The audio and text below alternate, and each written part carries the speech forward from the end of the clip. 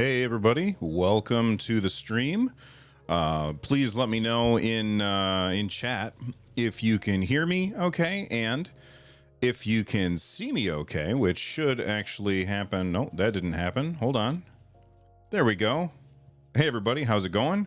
Let me know how it sounds, if the music's too loud or anything like that. I'm just gonna put on my glasses so I can read chat. Actually, it's a little easier to see over. Actually, it's a little easier to. I have two chat windows open, so a little easier to see over on the left-hand side. Looks and sounds good. Hey there, Fred. Thank you. Hey, Emilio Sanchez, Julian Padilla, Fred J, Nick Myers, KW, Iron Zay, Hayden Jones, Bright-eyed and bushy-bearded. We see you. Thanks, Bill. Bill Uebele. Hopefully, I said that right. Loud and clear. Thank you. I hope you guys are having a great day. Listen, the thing, I'm not expecting a ton of people to show up for this stream because it's in the middle of the day, but this is when I had time to sit down and do this. And today's stream, my plan for today's stream is to answer your questions about the ROG Ally X, which you can see, I've got right here. The ROG Ally X. I can zoom out. That's the wrong way. Here we go. There's the ROG Ally X, and I'm going to be answering questions about that in a little bit.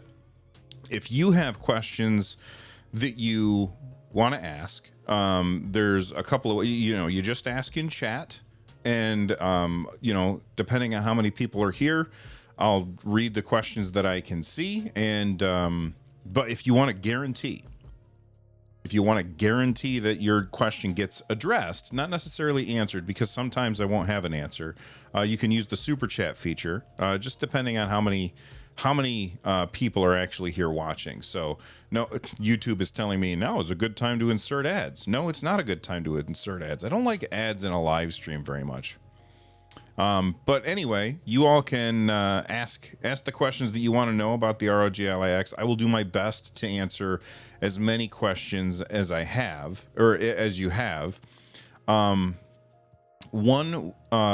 question that I think that a lot of people are going to be asking about is performance and battery life, and we'll definitely be talking about that. If you missed the recent episode of the podcast, we talked for, I'm going to say it was about an hour and almost 2 hours.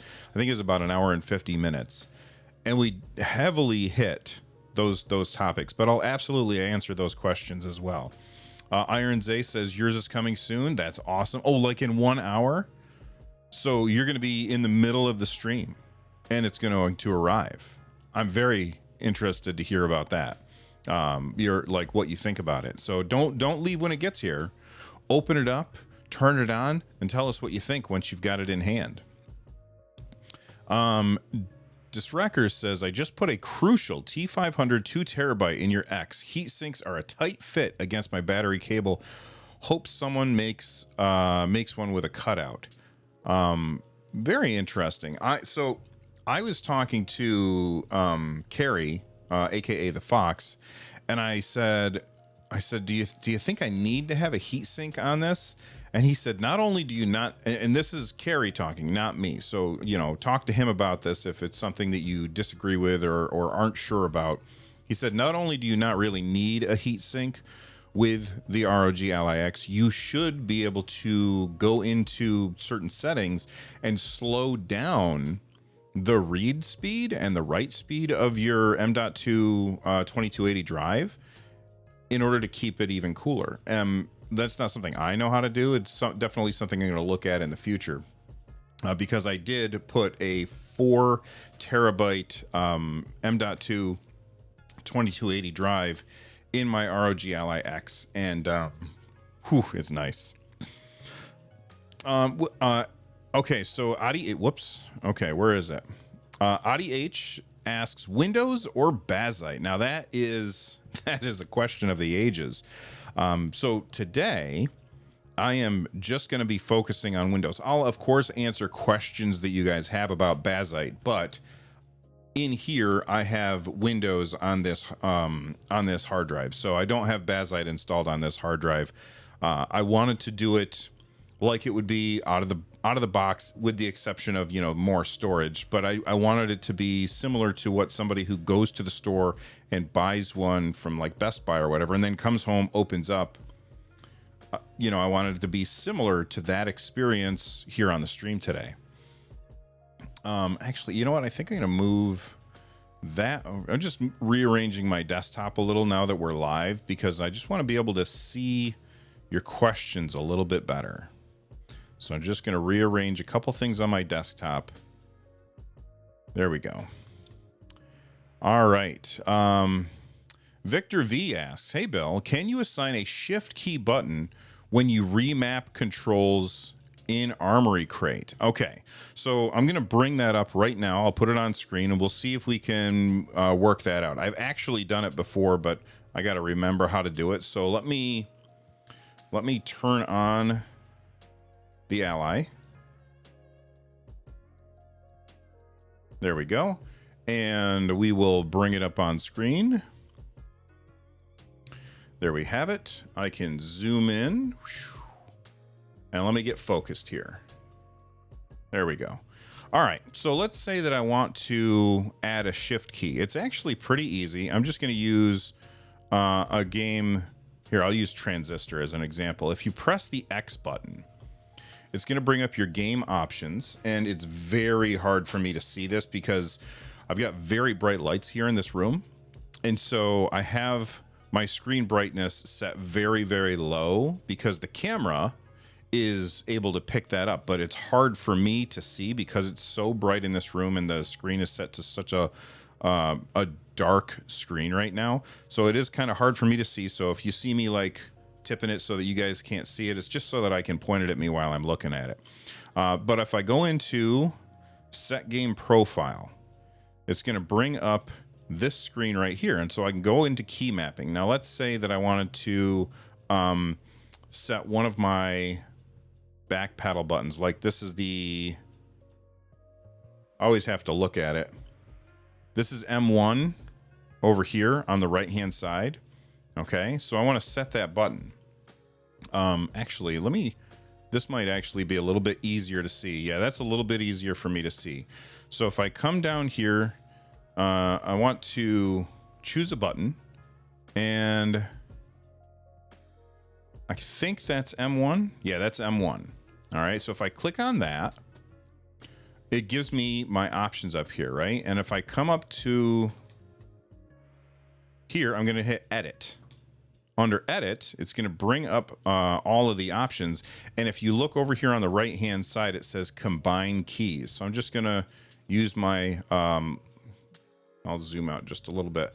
My my right bumper, or R1. And I apologize for the shaky overhead camera. There's really not much I can do about this. It's just the setup that I have right now. I'm working on maybe redoing my studio, but we'll see how that goes. But if I go over here to combine keys, it says press X to create a combination key. So I'm going to press X, and then it says macro 1. So if I come down here to macro 1, hold on. I know what I did. I came down here to macro 1, and what I want to do, see if I have it, you can see that the whole thing is highlighted. I just want to highlight that little edit thing. So I'm going to push to the right. And if I click that, now it's going to give me, it says, select up to 5 keys to create macro 1. So if I want to have the macro 1 do shift 5, for example, I can do shift and then 5. And then I can hit back. And now, if I'm playing that game and I press the M1 button, it's going to press left shift and the 5 key. So to answer your question, whoever's question that was, I've forgotten already, I apologize. Yes, you absolutely can. All right. Ryan Hudson says, hey, Bill, I've been wanting to ask what password manager you use. Sorry, that's off topic. It is off topic. The answer to your question is currently I use 1Password, which is really, really great. But I'm also an iPhone guy, and iOS 18. I think it's 18. iOS 18 has a better password manager, so I'm probably going to migrate to that afterwards, especially because all of my main computing is done on a Mac. So I'm streaming this from a Mac. I do all of my video editing on a Mac. If you don't use a Mac, then I would highly recommend 1Password because it has passkey support, it has two-factor authentication support, but you know, I'm paying $6 a month for it. So once once that Passwords app comes out, then I can just use that and not pay $6 a month. Thanks for the question. Is there a built-in turbo too? Oh, okay. So let's actually take a look at that.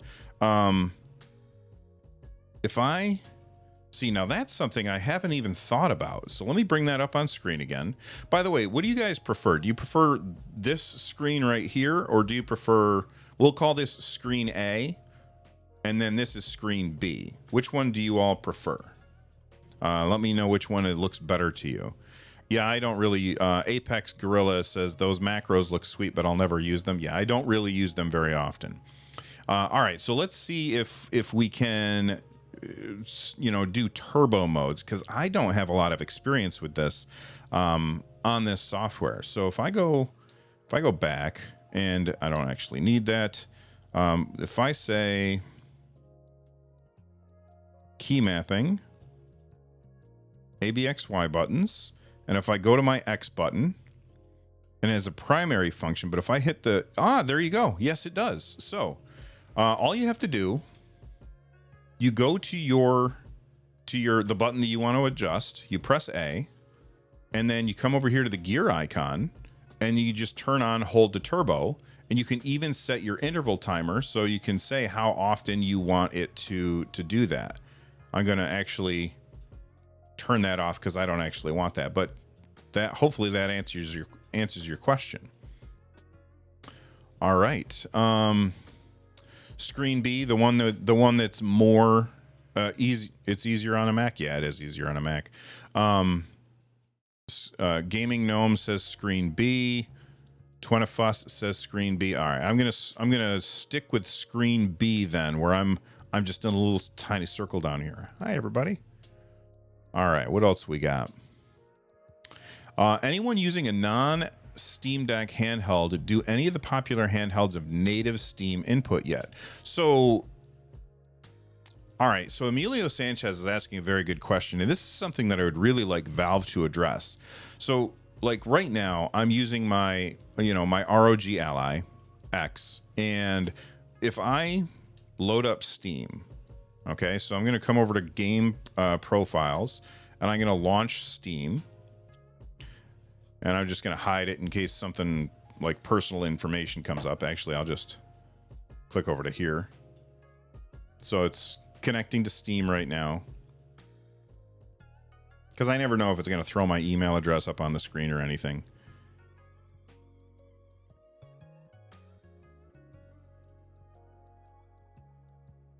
All right. So let's go. There we go. All right, so now I'm in Steam, and if I go to this game right here, Armoury, Armored Core 6, and I click on the gear, or no, not the gear icon, this button right here. It says Steam input, blah, blah, blah. Now, native Steam input is done on a game-by-game basis. So when you're playing a game, the developer of the game decides if they want to support Steam input. If they decide to support Steam input, that makes everything a lot easier. If they don't decide to support Steam input, you can still use Steam input, but Steam input does like a middleman in order to help you with what you're doing, which is great. So I'm going to go ahead and hit next. Close that. There we go. Well, let's bring this up on. Oh, it's already on screen. All right. So if I go into edit layout, no, that's not what I want. View layout.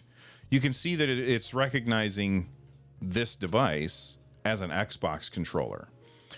So this is something that I wanted to talk about in my video, but I didn't want my video to be too long. I would really like when it recognizes different controllers, because like this Steam input automatically recognizes, say, the King Kong 2 Pro controller. It automatically recognizes stuff like the 8BitDo controller. It recognizes these things as specific controllers, but almost all, if not all, of the non-Steam Deck handhelds, they're recognized as an Xbox controller. Now, there's something in Bazzite that I'll talk about in a little bit, hopefully if I remember, that allows you to select which controller you are using, which is really handy for something like the ROG Ally. But this gets recognized as an Xbox controller. What I'd really like Valve to do is to recognize the Lenovo Legion Go as a Legion Go controller, the ROG Ally as an ROG Ally controller, because that would give you a lot of the stuff that we like to do with Steam input. It would give us access to these buttons in the back. It would also improve like gyro functionality, and stuff like that. Emilio Sanchez says, wait, doesn't that mean you wouldn't be able to use gyro on the Ally X when using Steam input? Well, I don't think so, because let me find a game that I want to find a game that I can launch that is, not resource heavy, because I don't want to burn through my battery while we're screwing around with this. But here, let me turn the volume down. I don't need to hear this. I'm going to load up Proteus. And let me put that up on screen. And play Proteus. Ask each time. I always say ask each time because I never know what it's going to do.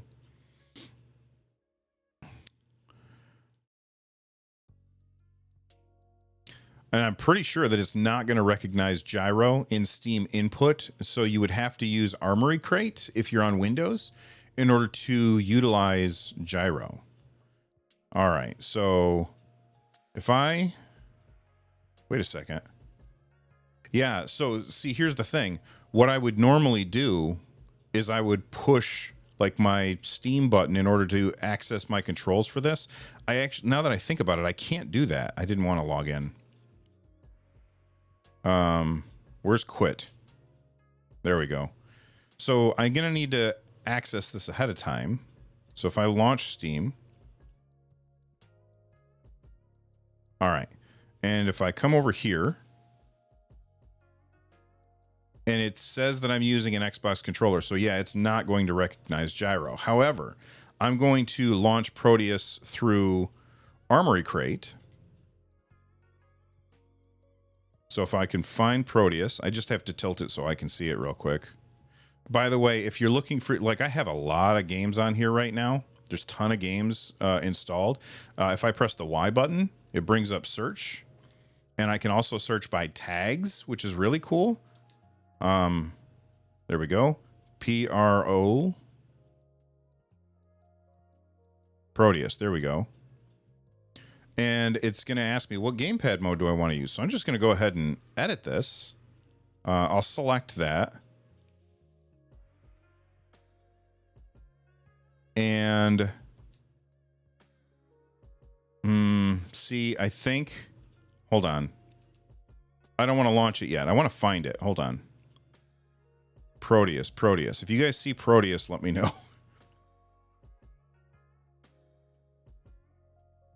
I will say, making it so you guys can see the screen makes it so hard for me to see the screen. Give me 1 second.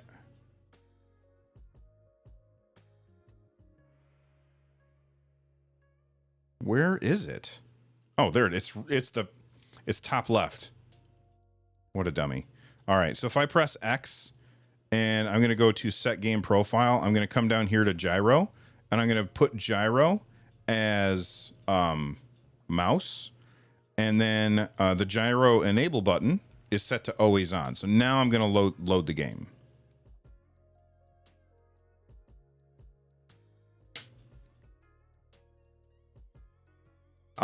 Anyone tested World of Warcraft on the Ally X? I have not tested World of Warcraft on the Ally X, but I played it a bunch on the Steam Deck, and if it can run on the Steam Deck, it's going to run fine on the Ally X, especially because Ally X is using Windows and not Linux. And as you can see, my gyro is working just fine. So I'm going to press to start. Campaign. Continue, I guess. No content found. I wonder if I think I only played this on the Xbox. New save game. Oh, I can just use the... Here, I'll put it on medium.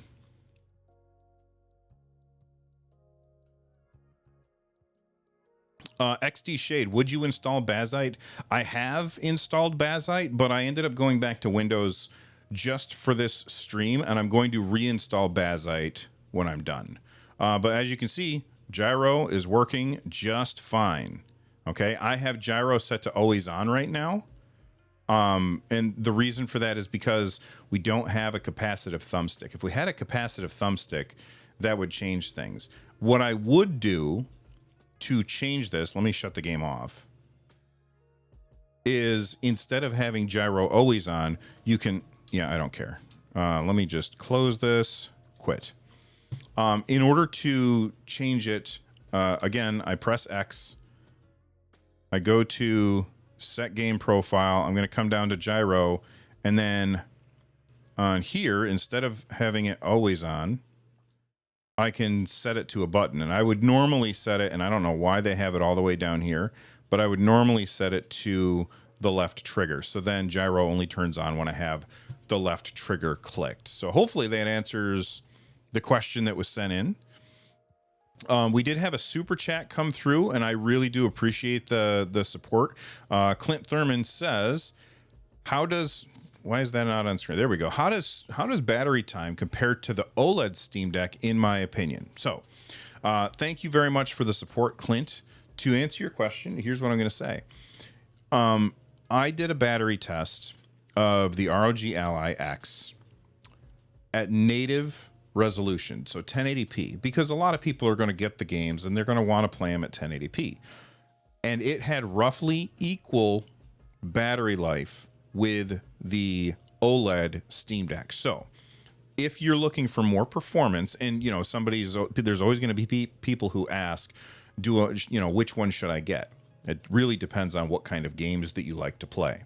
But if you are looking for a handheld that has battery life on higher end games that is as good as the OLED Steam Deck, then I say the ROG Ally X is probably the best bet because of that massive 80 watt hour battery. However, if you're playing low end games that use very little battery, then the OLED Steam Deck actually beats the ROG Ally X. And the reason for that is because the Van Gogh chipset in the OLED Steam Deck is so damn efficient. The metaphor, I don't know if it's a metaphor. I think it's a metaphor. The metaphor that I said in my video was that if you are looking at the OLED Steam Deck with the Van Gogh chipset, the Van Gogh chipset accomplishes the same task as the ROG Ally X with finesse, where the Van Gogh chipset is very, very efficient with what it's doing. The ROG Ally X has the Z1 Extreme chipset, which is not nearly as efficient.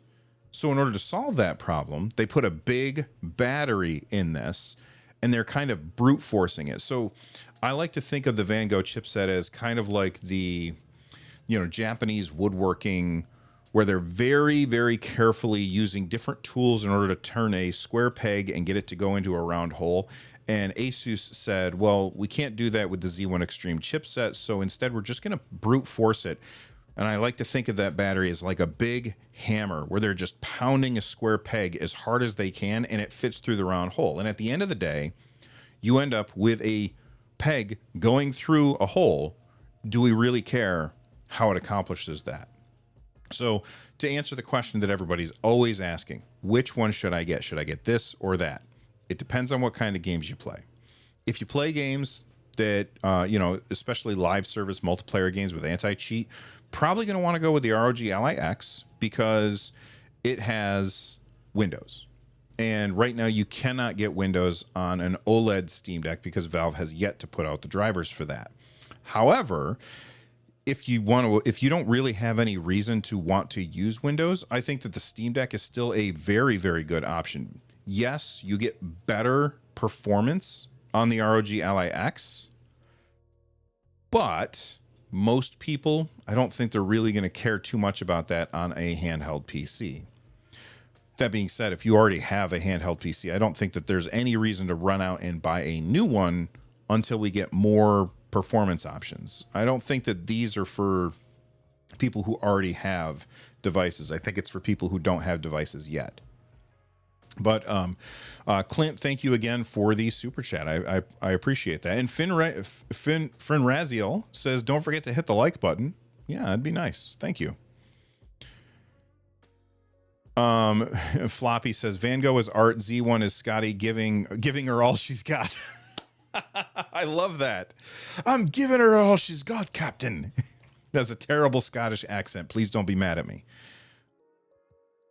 Van Gogh, Stian says Van Gogh can go down to 4 watts. The Ally can only go down to like 8 watts, at least in my first gen Ally. Here, let me bring this up on screen again. There we go. And close all that. All right. Let me bring this up on screen so you guys can see that again. So, you know, we've got the ROG Ally here. And if I bring up my wattage, currently I'm using silent mode, which is 13 watts. Now, this is a very important thing that I want to point out to people. The ROG Ally runs at 10 watts. The ROG Ally X on silent mode, the same mode, runs at 13 watts. Now, I was talking to my friend Carrie, aka The Fox, and you should all go subscribe to his channel. He's about 10,000 subscribers away from his 100,000. So it would be amazing if you know, we can push him over that. Don't go now. Wait till the end of the stream. But I was talking to him about this, and he said something very interesting. He said that the ROG Ally X actually uses less wattage, you know, to get the same performance as the ROG Ally. Now, I do not understand why that is.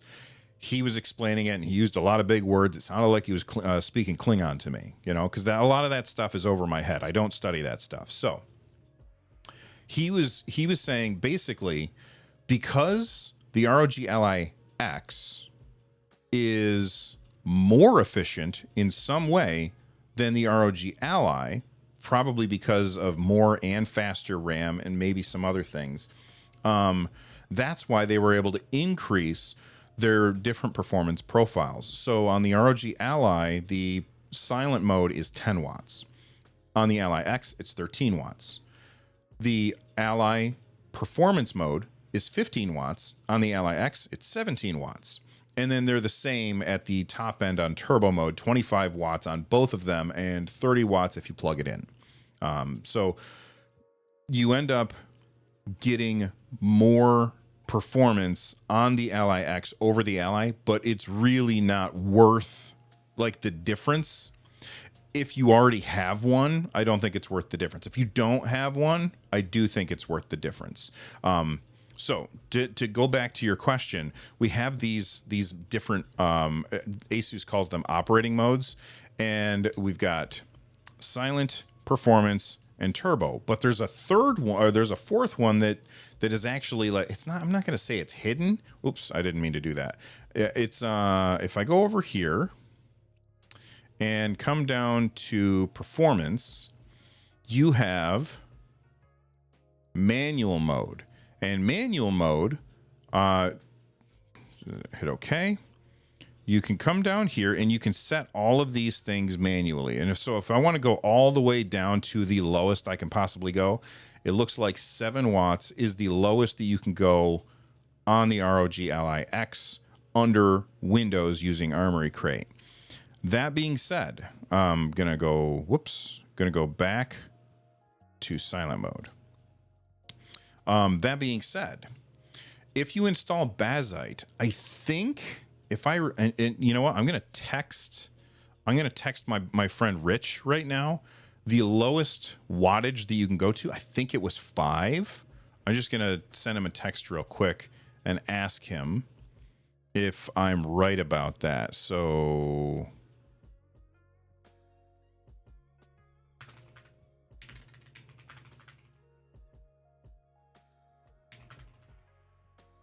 because I can't switch over to Bazzite in the middle of the stream.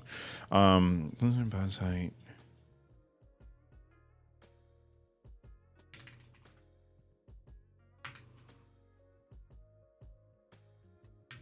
All right. Oh, I can unpin this message. There we go. Ah, we got another super chat just came in from Catherine K. Thank you very much for the support, Catherine. And let's see what Catherine said. OG Steam Deck was my entry into PC gaming. I love it, but Game Pass streaming is awful for me. How much more complicated would upgrading to the X make it? Well, so first of all, if you're buying an ROG Ally X, that's a Windows device, so you don't need to stream Game Pass. You can literally just go on Game Pass. So here, I'll show you right now, because I'm running Windows. If I come over here and I launch the Xbox, and I'm gonna actually hide that because I don't know if it's gonna like show my email and stuff. All right. Yeah, you can see right now, because I just reinstalled Windows on here, I am downloading some games so that I can try it out, but they're currently in the middle of downloading as we speak. But those games will run locally. There won't be any. You won't have to stream at all. You still can stream, and it would be trivial to do so, but you can install them locally, and so you will actually get much better results by playing them locally than you would streaming, especially because Xbox cloud streaming, of all the streaming services that I've used, and I've used a lot of them, Xbox is the worst. Pardon me. I had a little burp there. Thank you very much for the support, Catherine. I appreciate it. All right, trying to find more. Let's see what else we can find for questions. Oh, I'm scrolled all the way back up to the top. Steon says, I can set it to 4 watts, but 8 watts is the lowest setting before it's going to be slow, I think. Well, it depends on what games you're playing. I've played games on the Steam Deck at 3 watts. If it's an extremely low-powered game, then you don't need a lot of thanks, Bry Guy. Yeah, I burped. I'm gross. Everybody burps. Digital Foundry confirmed xCloud is the worst of the streams. Honestly, I feel like, so first off, when Stadia first came out, Digital Foundry, they totally screwed Stadia over, because they were using Stadia like over Wi-Fi. It was really a bad way to experience that. And they had really bad results, and then they posted those bad results. Now, I'm not saying that Digital Foundry did anything wrong, but they certainly didn't do streaming any favors. And I think that's because Stadia was the first one that, I don't want to say it was popular, because it certainly wasn't popular, but it was the first one that seemed like it was supposed to be really easy, and everybody else before them was like, oh, this is kind of weird. I've talked to a lot of people who've said that for them, Xbox is the best, and GeForce Now is terrible. I think it really all depends on how close you are to a data center, and different companies put different data centers in different places. So while I may have a better experience on GeForce Now or on Stadia when it still existed, other people would have a better experience with other streaming solutions. So it's not, that's the thing about streaming, is there's not a good, this is the best one. And the reason why it's not that easy is because everybody has a different experience. Let's see. No way it's 3 watts. If you show the details back. Oh, yes. Yes, you're not wrong about that. So here, let me put my Steam Deck up on screen here. And we'll turn on the OLED Steam Deck. Oh, I won. So what I was talking about is TDP. Like, you can go as low as, if I come down here, my TDP, I can go all the way down to 3 watts if I want to. Now, that's how much is allocated for the APU, is 3 watts. But of course, the screen is going to, the speakers are going to use some Wi-Fi, and Bluetooth is going to use some power as well. So even if I set it at 3 watts, yes, it is going to use more than 3 watts. And that's the same thing with the ROG Ally X. Let me shut that off. Whatever if I set it to here, I'll actually show you guys. I'll launch a game. And here, let me close that.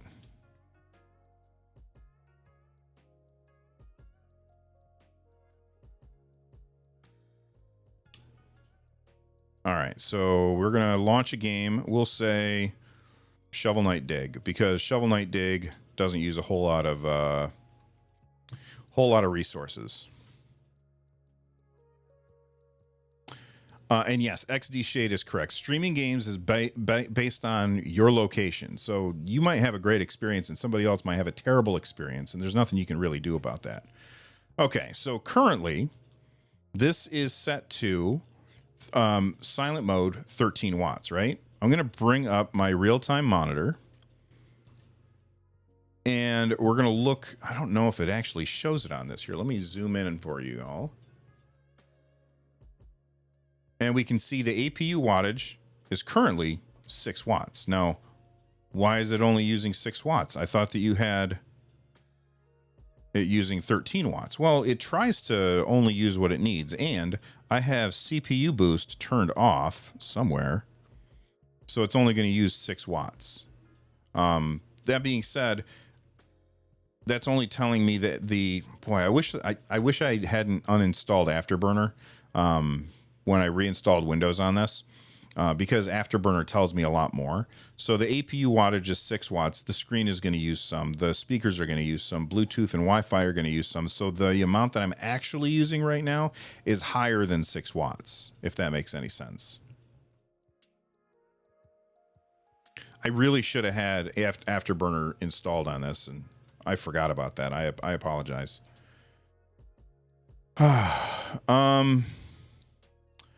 Mannion asks, hey, Bill, is ROG Ally colder to the touch? The original got very hot, in my opinion.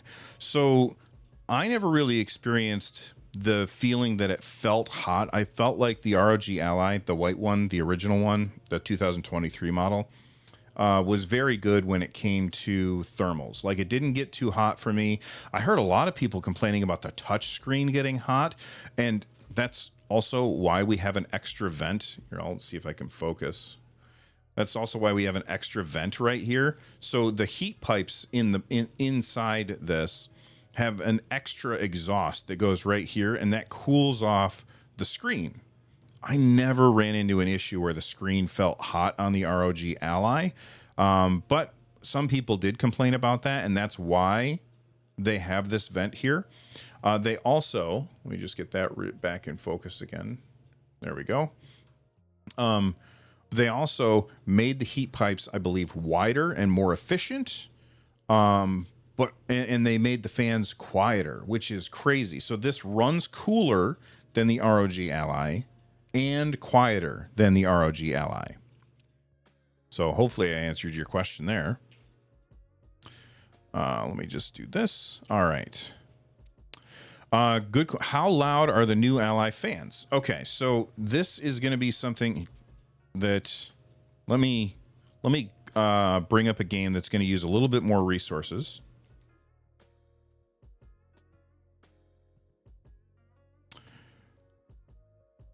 Dan the Red Devil sent in a super chat for 2. Thank you so much, Dan. And they said, do I click that? Okay. They said Can you dock it? Yes. And I'll get back to what I was talking about in just a second. But I figured I might as well answer this question. So if you look here, I'm going to try and get this in focus. There we go. So we've got two USB-C ports on the top. This one is just like the old one. And then this one is USB-C 4.0, I believe. I could be mixing up my numbers, but this has 40 gigabit per second throughput. This is not as fast as the XG Mobile port, but it's not proprietary. So you can use it for more than just the XG Mobile port. But yes, you can absolutely dock it. I was going to dock it, but I figured people would want to see me pressing the buttons and stuff like that too. Let me get this back in focus. And I shouldn't have stopped to answer that question because I've forgotten what the hell I was talking about. So can anybody in chat remind me what I was saying? Because I forget.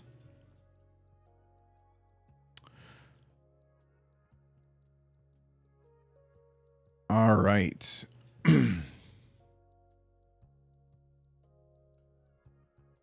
No, I don't think it's Thunderbolt 4. It's, oh yeah, fan noise. Thank you. I don't think it's Thunderbolt 4. It's USB 4. I don't remember the difference between the two, but it's 40 gigabits per second. How loud are the fans? So I'm going to load up a game that needs a little bit more power. We'll say Cyberpunk is usually a good go-to.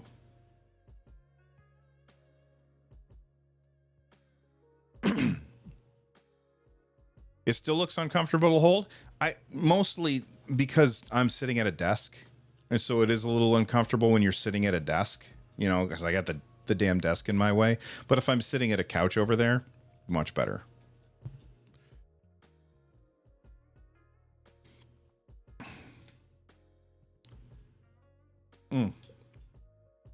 I better switch this over. We want to go up here.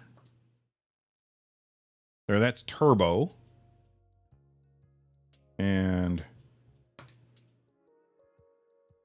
play. It has Wi-Fi 6. Actually, I don't know that off the top of my head. I would have to look that up off the top of my head because I don't have Wi-Fi 6 in my house. I have Google Home, not the newer one, but after they bought Nest, but the one before that. And so I don't have that, so it's not something that I ever even thought about. I forgot about that. Victor V wants to know, are the buttons clicky or quiet? We'll get to that after we get to the fan noise. I just got to get into a game. And I'm getting all these pop-ups and stuff because it's the first time that I have played the game on this device. And the reason why it's the first time is because I recently installed Bazzite on here, but for the stream, I wanted to have it using Windows.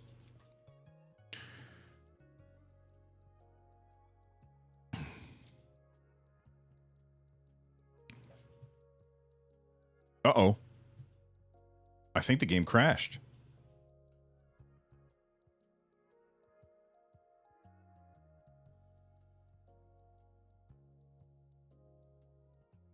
Yeah, I think Cyberpunk 2077 just crashed on me.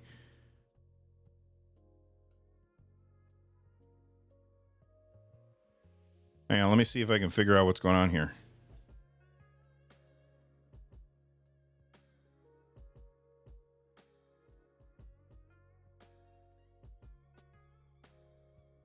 I wonder if it's because I changed, yeah, classic Windows. I wonder if it's because I changed profiles in the middle of it booting up. I'm not sure what just happened there. That was weird.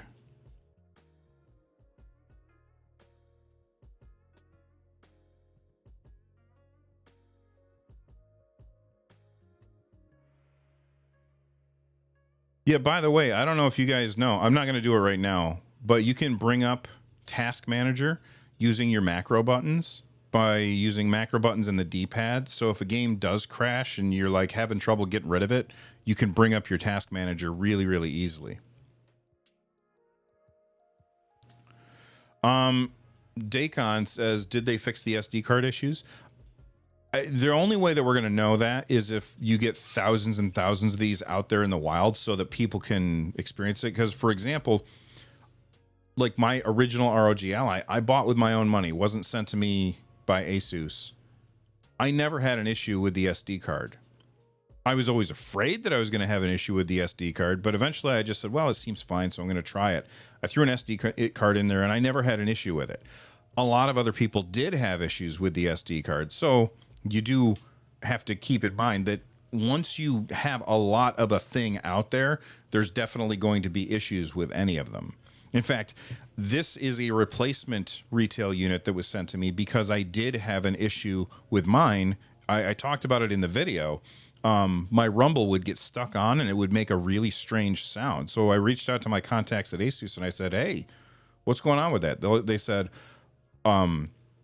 please send us that unit back. We'll send you a new one so that we can see if we can figure out what the problem is. Now, whether or not you trust their RMA process, I understand that there's a lot of consternation out there about that. But my thought is they've been caught doing bad things. And so the likelihood of them doing bad things right now, probably pretty slim. They're going to try and do everything right because they don't want the bad PR right now. All right, let me load up a game. There we go.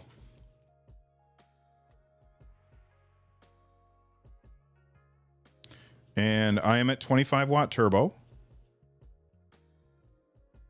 Let me bring up my real-time monitor.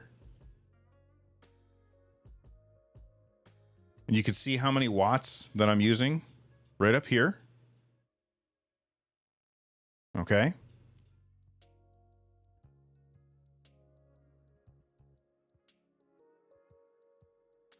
All right.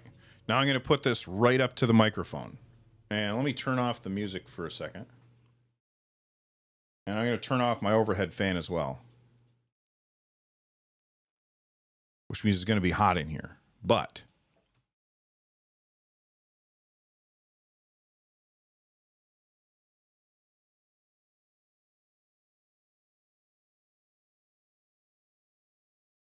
I'm going to take the windscreen off.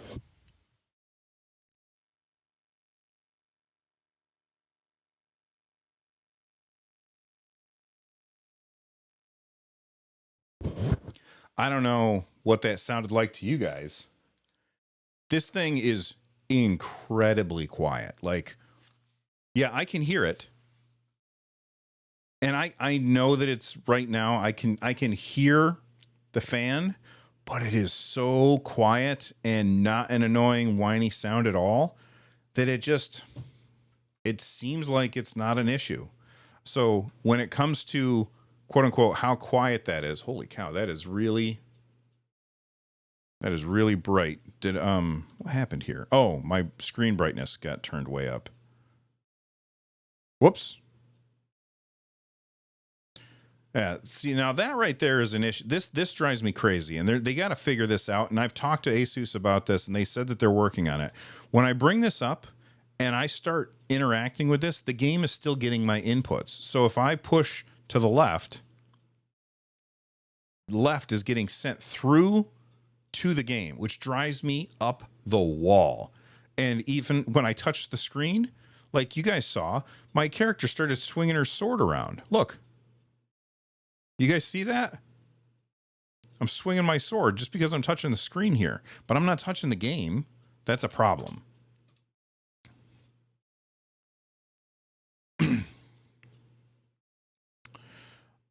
Hector says, do you know how good the ROG Ally is as a Moonlight client?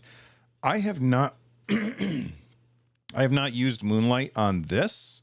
I've been just running everything locally. That's a great question. I can't answer it for you right now for a couple of reasons. Number one, my stream or my Wi-Fi network right now is probably pretty saturated because I'm streaming 1440p to you all. Okay. If I try and do that at the same time, it's going to be an issue. Plus, I don't think my computer's turned on, so I can't actually use that.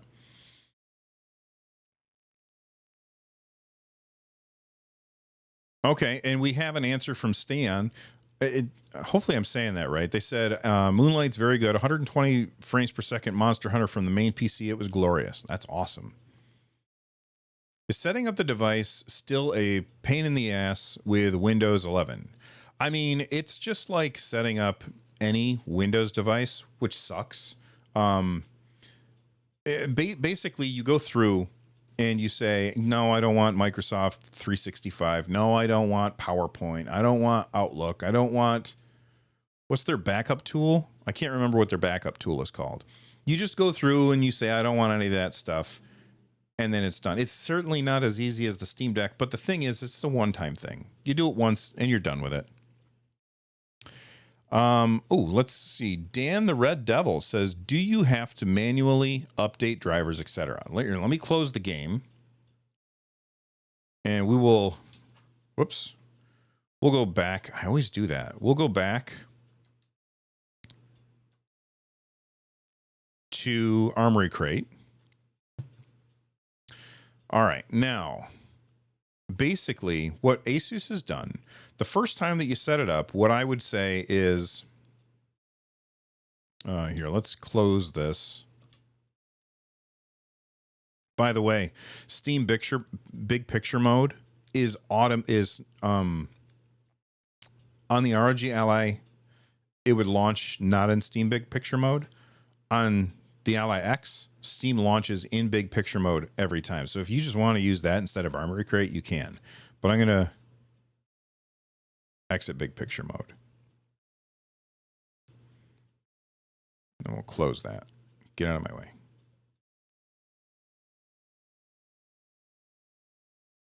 All right. So when you first get it, the first thing that you want to do is you want to make sure that your Windows stuff is completely up to date. So run all of your Windows Update stuff. Then you want to open up your Armoury, let me lower the brightness some more. You want to load up your My Armoury app and make sure that you do all of the updates there. And then you're going to go into Armoury Crate and you're going to come over here. You're going to go to the Update Center and you can see all of that stuff. Oh, look, there's an update right there. UWP app and core services. So if I hit update, it's going to update that stuff for you.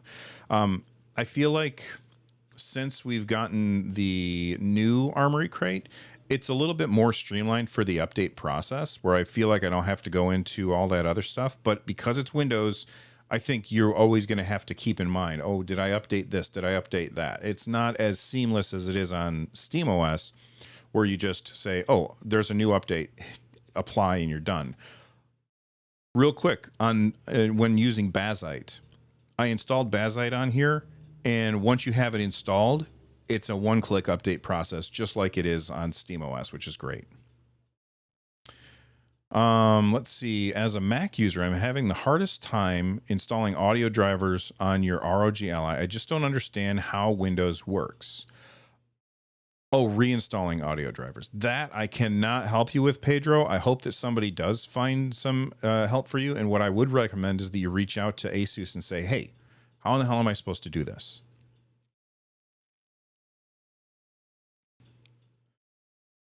All right, let's check out Suspend Resume. So I will say that, like, it's still not as good as it is on Steam Deck or on SteamOS. When I turn off a game on SteamOS, for the most part, unless it's like an online or a live service game, I can usually just come right back to it, turn it back on, and it's fine. But I'm going to load up a game. Loading up Shovel Knight Dig because it's low power, and I need to switch that back over to silent mode. Okay. Oh, clicky versus quiet buttons. I promise, Victor V, I'm going to get there in just a second. I promise. All right. There, got the music back on. All right, so here we are in the game, and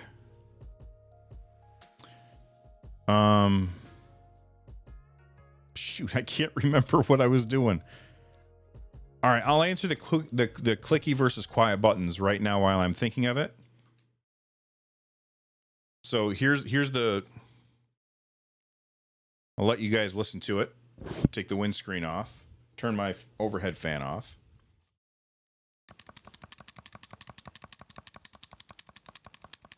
I don't know what that sounds like to you guys. Let me switch over to the Steam Deck.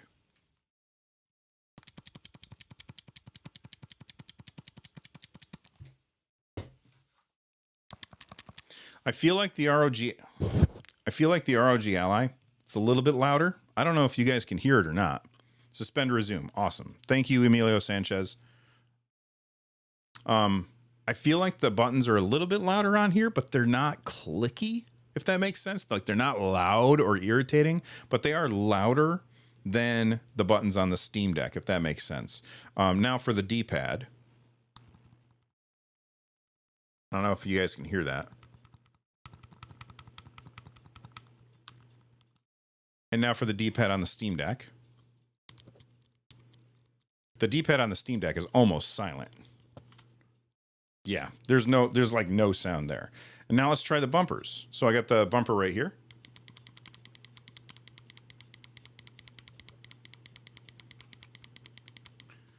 And then the bumper on the deck.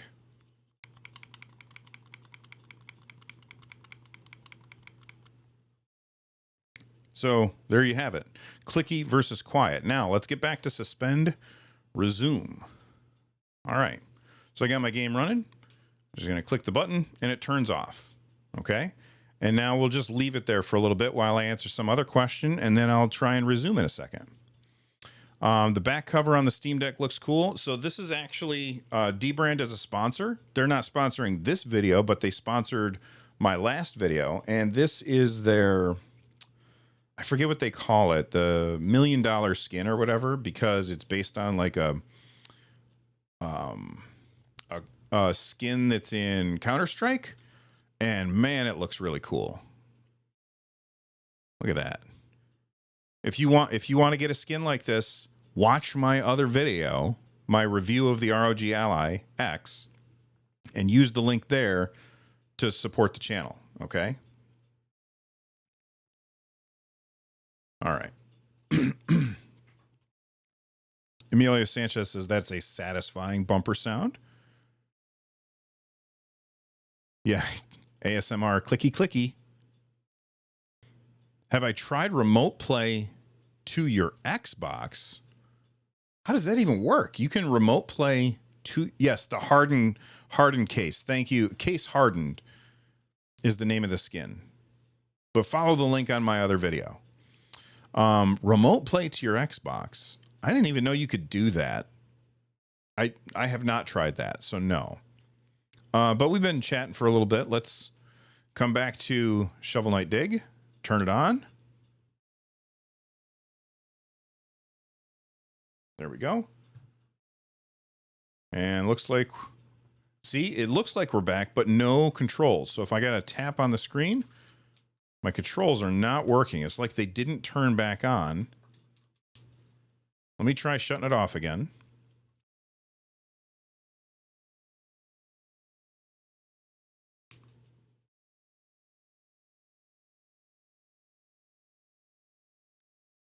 Yeah, so now this is an issue that we were having in Bazzite as well. I thought it was a Bazzite issue, but now it seems like it might be an issue where it's just not re-engaging the controls. So I may actually have to turn it back off and on again. I didn't realize that was happening in Windows. Yeah, suspend resume on the Steam Deck is excellent. Yeah, there we go. So what I'm going to have to do is hold down my power button to turn it off. And we'll turn it back on afterwards.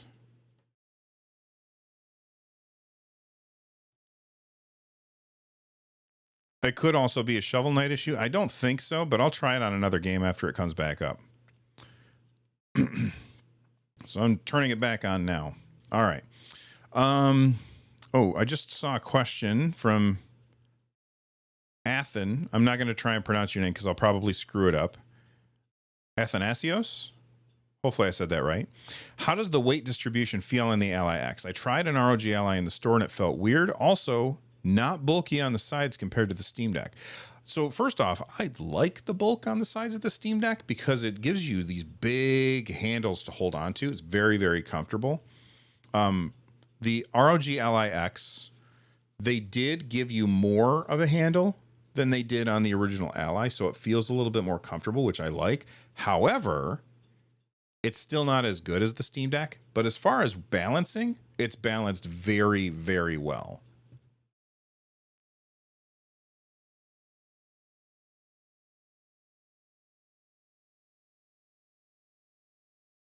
Well, okay, so they say it's quite alarming that most reviewers never actually show the sleep wake. The reason why is because everybody knows that sleep wake on Windows is terrible. And so we're just like, we just assume it's terrible and forget about it. Rich asked me, aka Fan the Deck, who's also very close to 100,000 subscribers. So after the show, subscribe to him. He asked me, he's like, how was sleep wake for you on Windows? Because he was running Bazzite. And I said, you know what? My brain just knows that it's Windows. And so I automatically shut the games off when I'm done with them. And that's just a thing that like my brain automatically knew. Windows sucks at this particular task. So I'm just not even going to bother with it.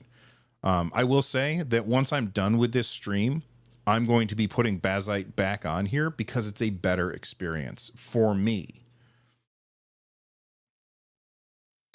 No, Athanasios, I am not Greek. I am actually English and Welsh. Hey, I was just talking about you. That's Fan the Deck right there. What's up, Rich? Rich, what's the lowest wattage that you can run under Bazzite on the ROG Ally X? Because somebody was asking before, and I wanted to get that answer. All right, so we were doing Sleep Wake, and it died on us. I'm going to try a different game. We'll try Pizza Tower, which is starting soon.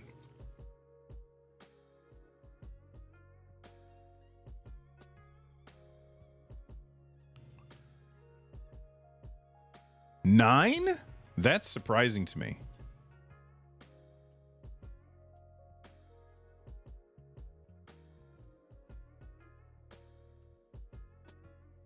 Because this can go... Wait. Because this can go down to... The optimal bonkers, on Bazzite, the performance is... Oops, that's the wrong button. The performance is almost identical. Okay, 4 watts. There we go. So there we have our answer. Thank you, Rich. All right, so let me boot up my game here.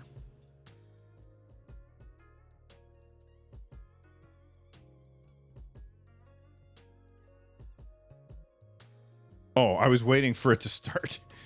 I hate this menu.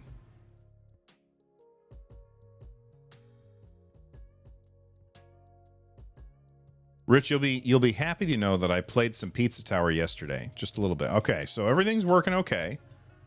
We're going to try sleeping. And we will come back to that in a little bit.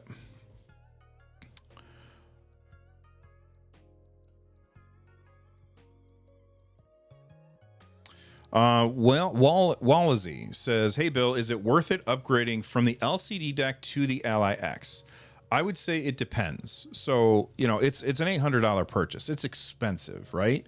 Now, we had a long discussion about this on the podcast the other day about the difference between expensive and overpriced. And I'm actually going to do a poll in chat in just a second. Because I want to know, and as long as you're subscribed, you'll be able to participate in the poll.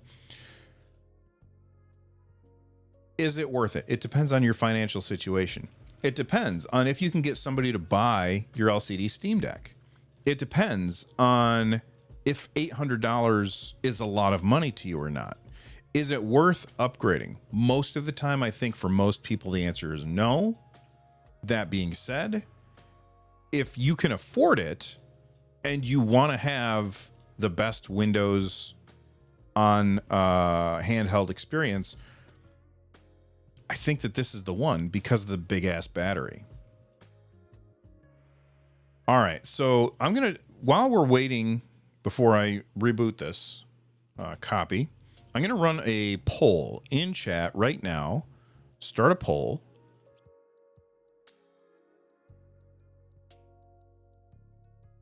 Copy. Paste. Why is... Okay, that copy paste isn't working for some reason. Oh, I think because my keyboard went to sleep. There we go. All right. Copy. Paste. And we've got 3 options here.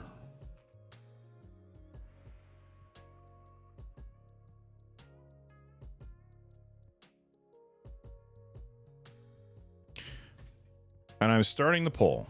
So the question is, ROG Ally X is $800. Is that reasonable? Is that expensive? Is that overpriced?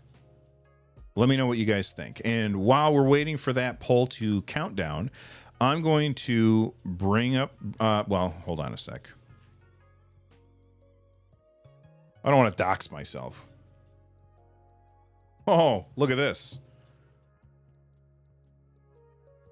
So I just woke it back up, and it looks like the game has shrunken down into a little thing.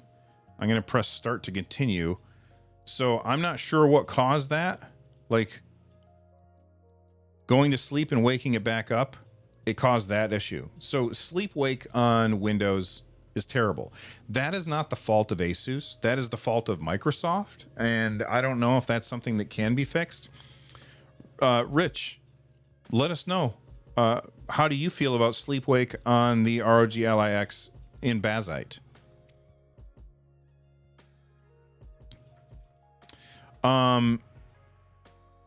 Have I tried using it? Is there any audio? Oh, I don't know. I have it muted. Hold on.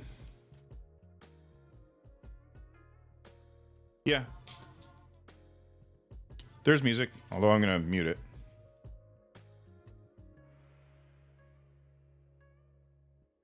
Let me do this and close everything down. Main menu.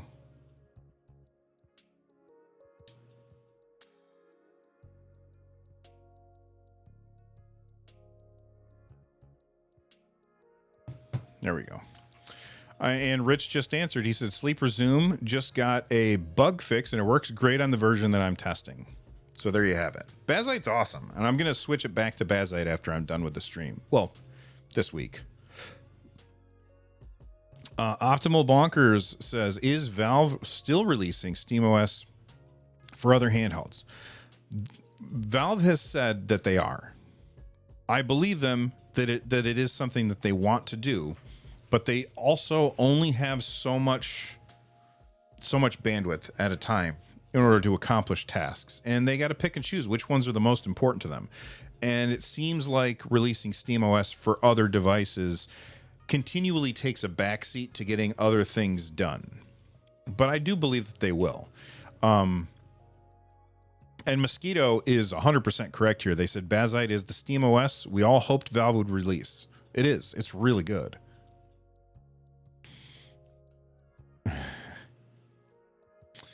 On Windows, it's better to use Hibernate rather than sleep mode. Yeah, yes, I understand that. But right out of the box, Limpe, right out of the box, most people who buy devices like this, they're not going to be steeped in, Windows knowledge. Most people don't know much about their operating system. And so they're not going to know to do that stuff. Now, if you look in Armoury Crate, which I'll bring up on the screen here, if we look in Armoury Crate, we have some options under General.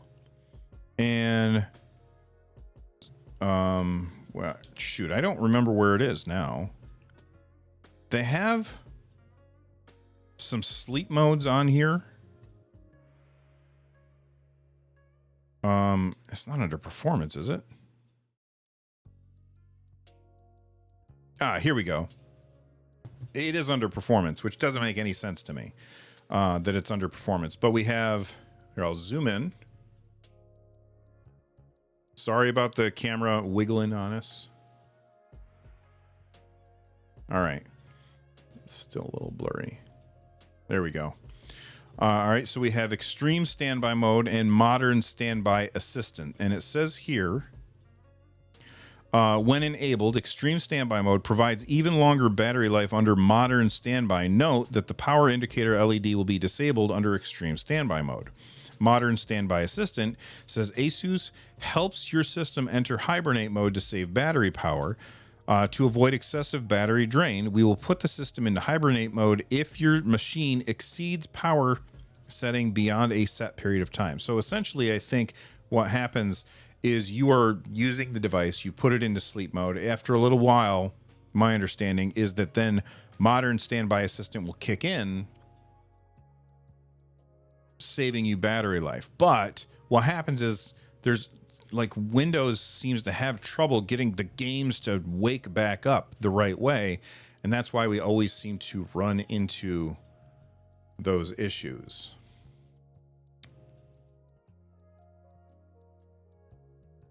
Oh, absolutely not. Bunt, 7-hour Ally X shell swap stream. No, I'm never doing that again. That was a nightmare.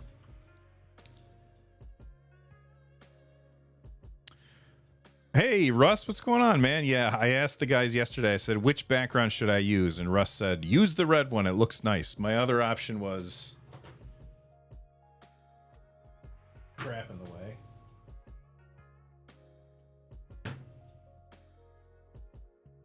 My other option was this little leather mat that's silver on one side, brown on the other.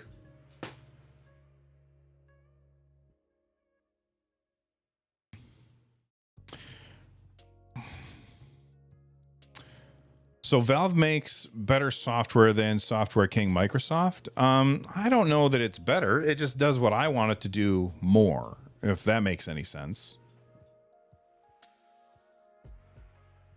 Mike says the Ally X is $1,100 in Canada. Better to get a Steam Deck for me.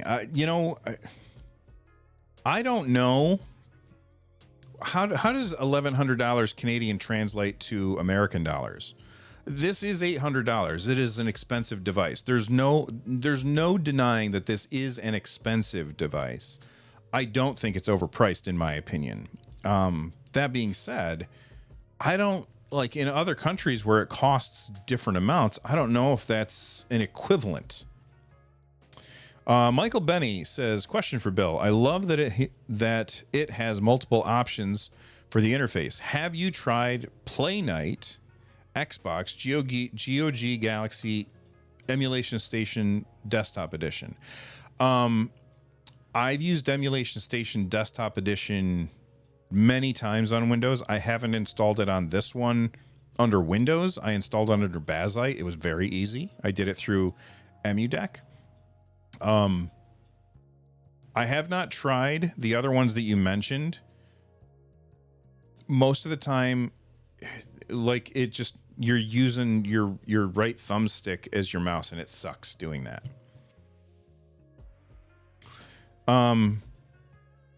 X86 to go says 1,100 Canadian is $805 US. Yeah, so it's about the same price. Thank you for doing the conversions for us. Play Night, I don't think I've ever used.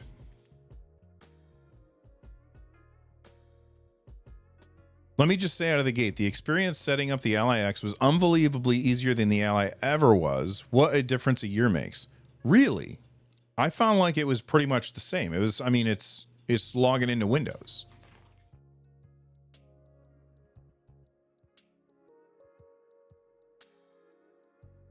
I'm scrolling through, trying to find questions.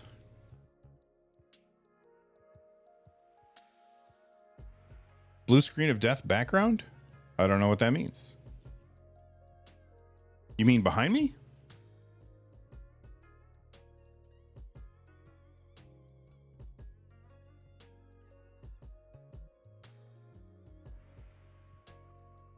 Anti-XX says, never use Hibernate on Windows 11, just memory leak city. Yeah, I don't like Hibernate.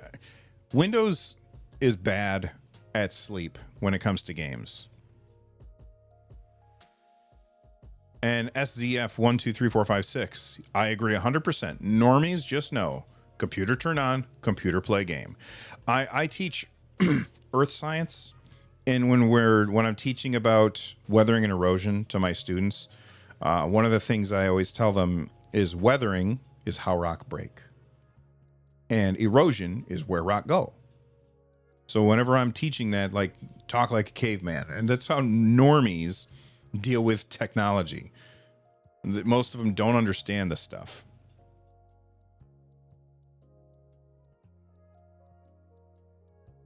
Let's take a look at that poll that I ran.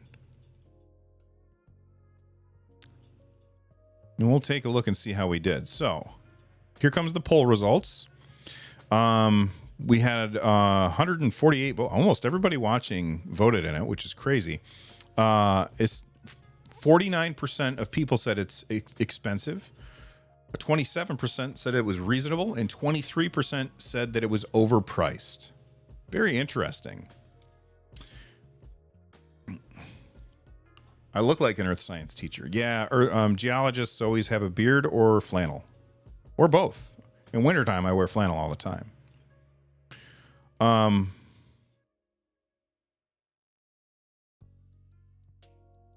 Don't worry about it, SCF.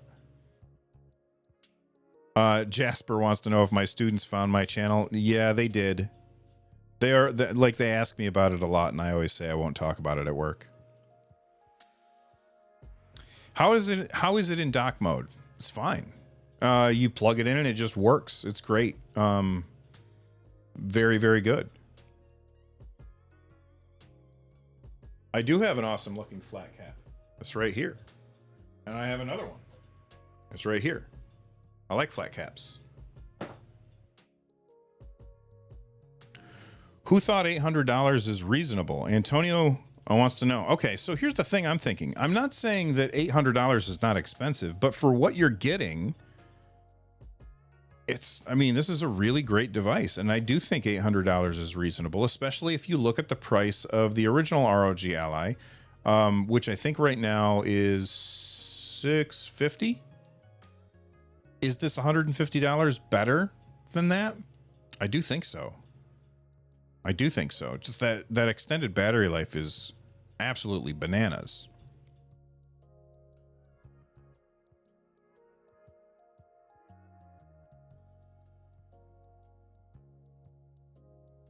Do you feel AAA games, there is a noticeable difference in smoothness compared to the Steam Deck OLED? So in smoothness, the thing is okay, so this comes when you're comparing the two.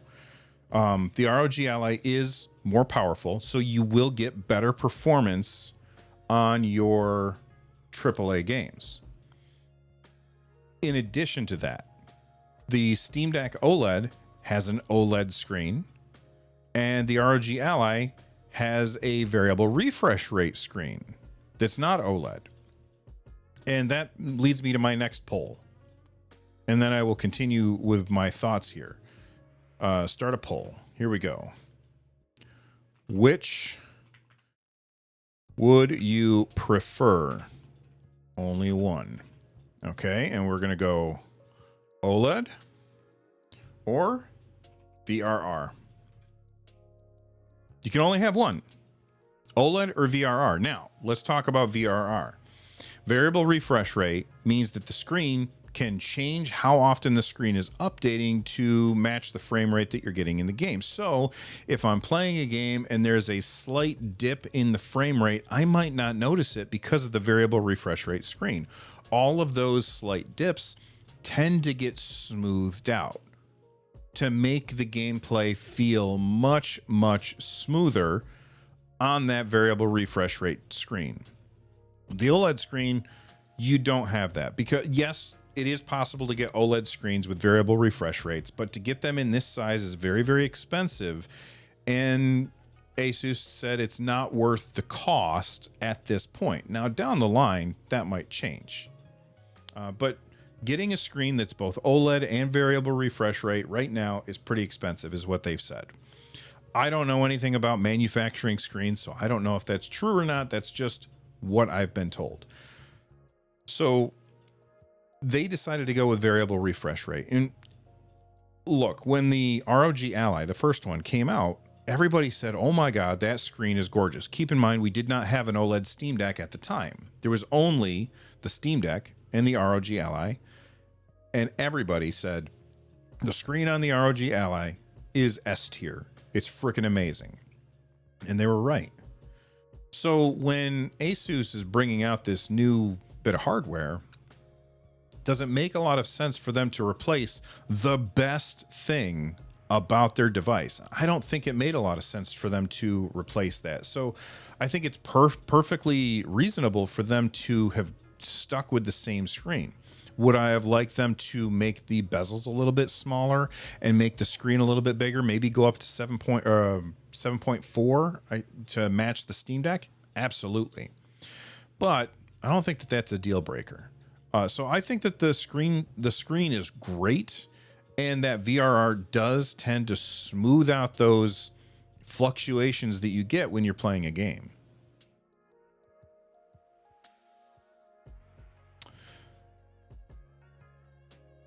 Ryan Brewster says, I would guess that VRR gets passed from the Ally X to VRR capable external monitor or TV. That's a great question. I don't have an answer to that question. And the reason I don't have an answer to the question is because I don't have a VRR capable external screen. At least I don't think I do. I do have some portable monitors. I don't know if any of them have VRR. That's something I might look at in the future. That's an idea for a video. Thank you.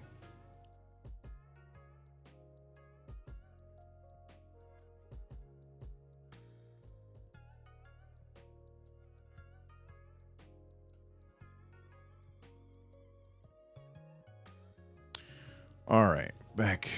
Okay, here we go. Okay, x86 to go says yes, it does. So it looks like it does pass it through, which is great. I don't have anything to test it with. Ooh, but I don't know about on Bazzite. That's interesting. Hey, Rich, here's a question. If you have Bazzite, I know that VRR works in Bazzite. Does it work through an external monitor docked to the ROG Ally X? That's a very good question.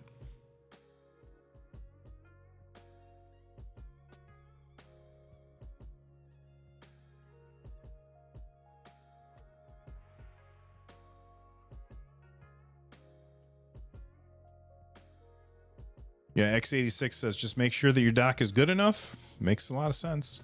Yeah, here we go. Rich says, I have to test, but VRR should work on Bazzite to external monitor just like SteamOS. Awesome. You need the new HDMI or DisplayPort. And almost, I don't want to say almost, many of the docks that are available for devices like this have DisplayPort and HDMI 2.1. Adam Insort Coin says, does the right thumbstick interfere with the LCD screen and miss touches from your thumb? Yes, it does. Here, well, here, let me put this away real quick. Let me go to a game. We will use...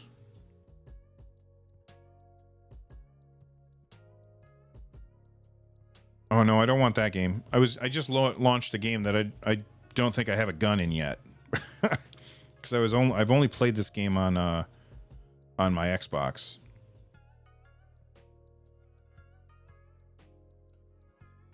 So let me kill this. Quit. And let me load up another game. I just don't want to do something that's super intense because, oh, here we go. BioShock Remastered.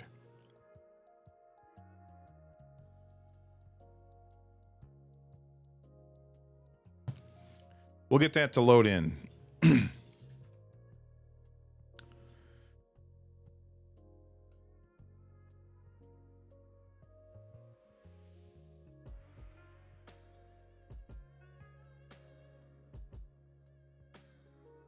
What's going on here?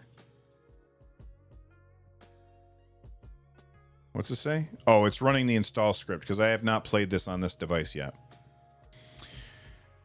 I know this is stupid to ask, but have you compared Modern Warfare 3, both Allies? How much does the extra RAM help out? I am not a Call of Duty guy. I know nothing about that game or that franchise. I don't play those games. Emilio Sanchez says BioShock is such a good game. Emilio Sanchez is right. BioShock is fantastic. Hey, look, a stupid launcher. Nobody wants an extra launcher. Get out of here.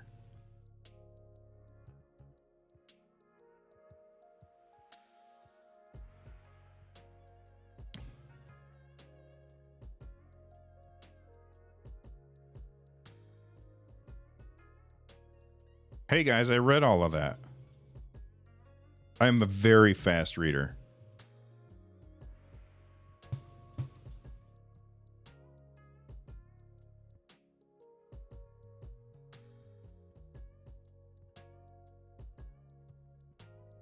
You can't run BioShock 2 on your Steam Deck for some reason? Yeah, it's a first-person shooter. Are you running the remastered version or the original version? And which Proton version are you using, David?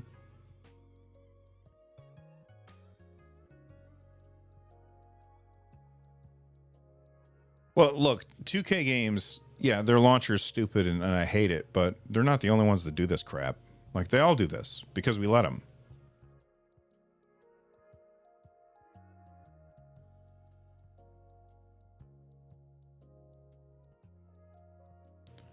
Holy cow, I don't care about all this. Just start your game.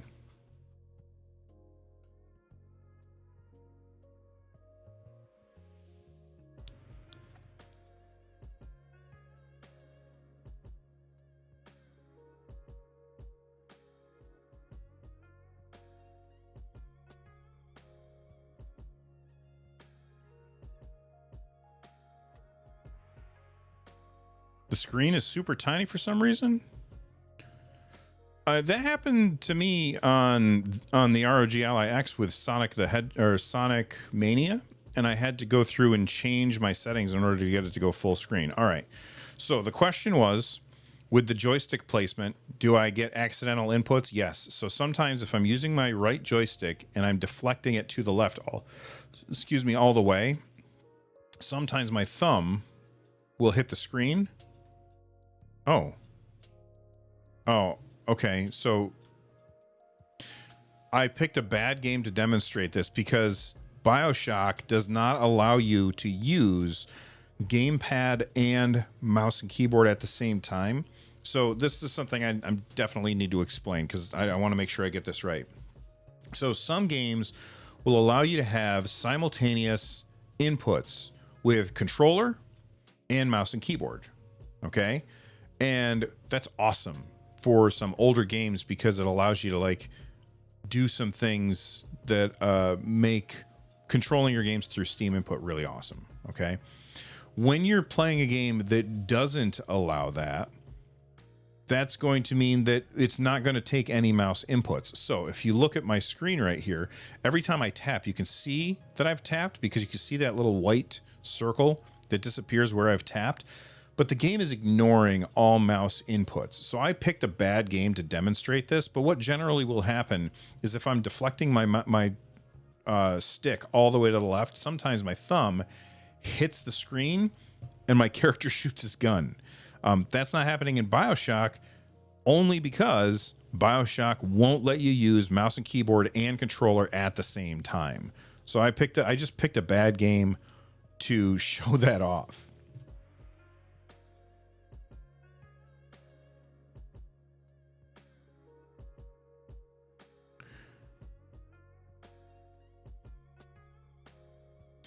Patty Faust says, apologize if this is answered already, but it seems like for someone looking to get into handheld PC gaming, mostly for double and AAA type single player games, the ROG Ally X is the move rather than the Steam Deck OLED.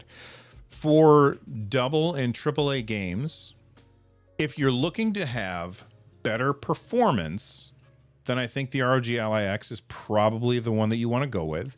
If you're playing more indie games that don't require very much power, then I think that the Steam Deck is the way to go. If you're playing games that require online multiplayer components, then I think the Ally X is probably the way to go. It all depends on what kind of games that you want to play. You said single player, double to AAA. I think maybe the ROG Ally is a really good choice for that, but you wouldn't necessarily be wrong to go with a Steam Deck, because the Steam Deck is, like, the most expensive Steam Deck is $150 cheaper than the ROG Ally X. How long does it take to charge the Ally X from 0 to 100? What charger comes in the box? Mint Ali says. So I'm not going to give you like a time frame off the top of my head, because I don't remember off the top of my head. The charger that comes in the box for me is still in the box, because I don't use those. I use ones from Ugreen, who do sponsor my channel but have not sponsored this video. But what one comes in the box? It's still in the box. What's in the box? So there's the one that comes with it right there, and you can see under the plastic.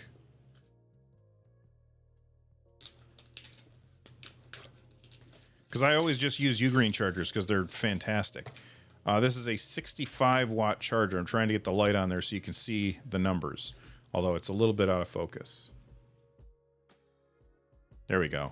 So it's a 65-watt charger. Now, the ROG Ally X, unlike the original ROG Ally, can charge at up to 100 watts. Okay? So if it charges faster than that if you have a better charger than the one that comes with it, which is easy to do because the ones that come with the Steam Deck are crap. The ones that come with the ROG Ally are crap. All of the default chargers are crap. The ones that I like to use, let me just go grab one.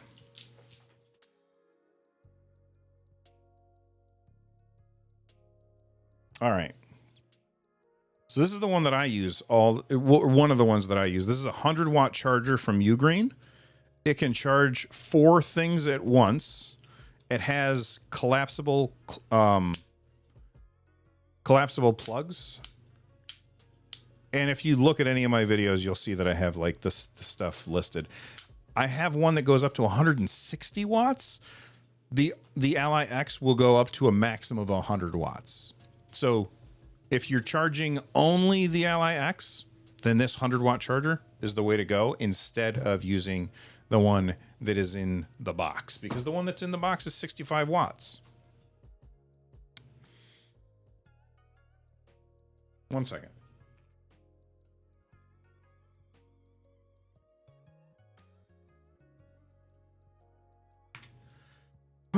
Excuse me. All right. Prongs, yes. Did I say prongs? What did I call them? I don't know what I called them.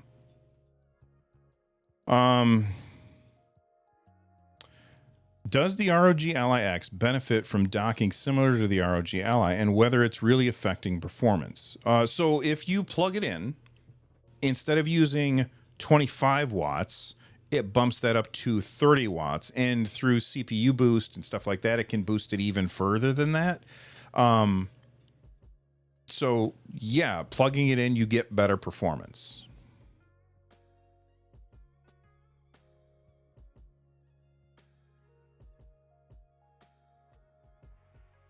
Hey, Darth Dunedin. Can I please play Baldur's Gate 3? I'll put it on screen for you if you want, just so you can see how it performs. I just got to find it. There it is.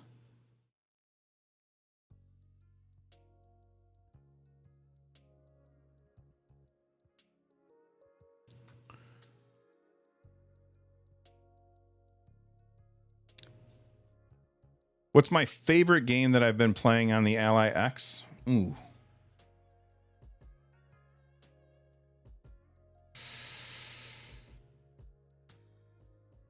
You know, I'm not sure off the top of my head. I will say that I played Pizza Tower for about 30 minutes last night, and I feel like I didn't give that game a fair shake the first time around. Hey, look, everybody, another launcher.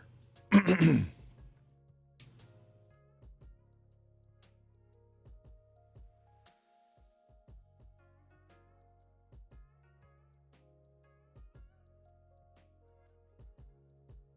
going to put it in turbo mode and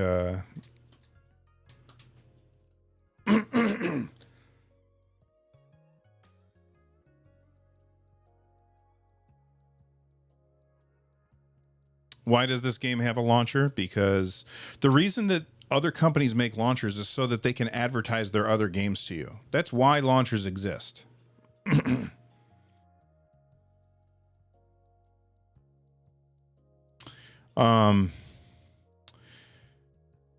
How is the performance playing via SteamOS? It's almost identical to playing on Windows.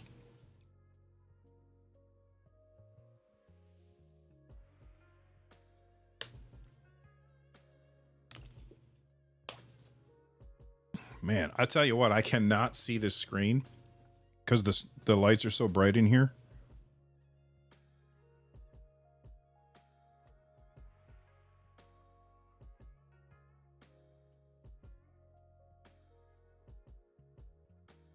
Blurry. There we go. And continue.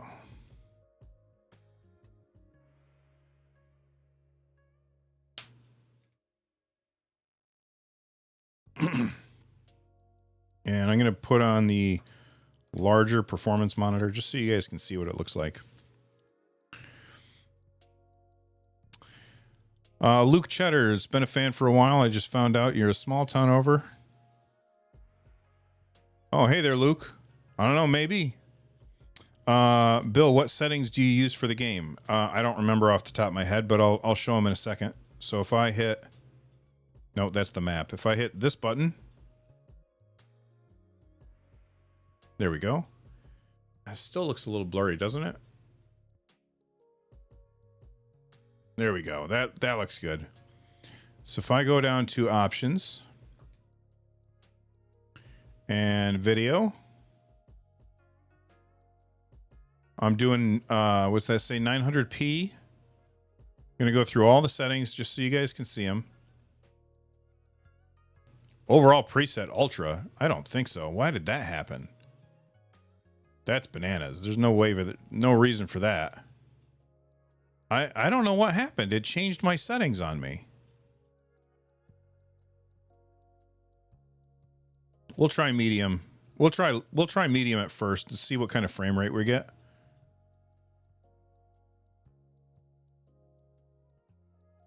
So you guys can see all of the settings. It's really hard for me to see what's happening here. All right, what am I getting for frame rate? There we go. I'm getting about, here's your frame rate right here. It's about 40. If I move forward, it should trigger an event. There we go. You see my frames per second sitting around 40, 50. Keep in mind that this stream that you're watching right now is a 30 frames per second stream, not a 60 frames per second stream. So you won't necessarily, you want to look at the numbers, not how things look on screen.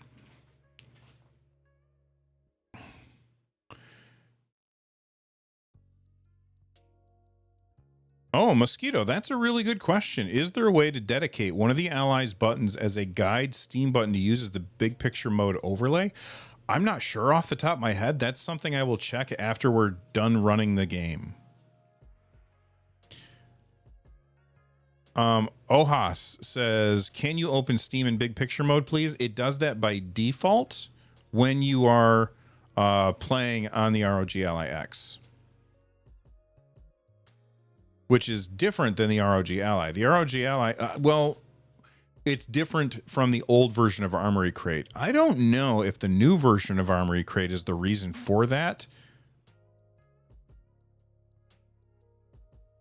All right, so it says battle commence, and I'm getting about 42 frames per second. It's my turn. I'll move up here. Nope, that's the wrong button. There we go. And I'm going to use a fire spell on that guy right there. And then I'm going to move away so he can't hit me. I don't know how far I can move. I'll move as far as I can. And then end turn, which is Y.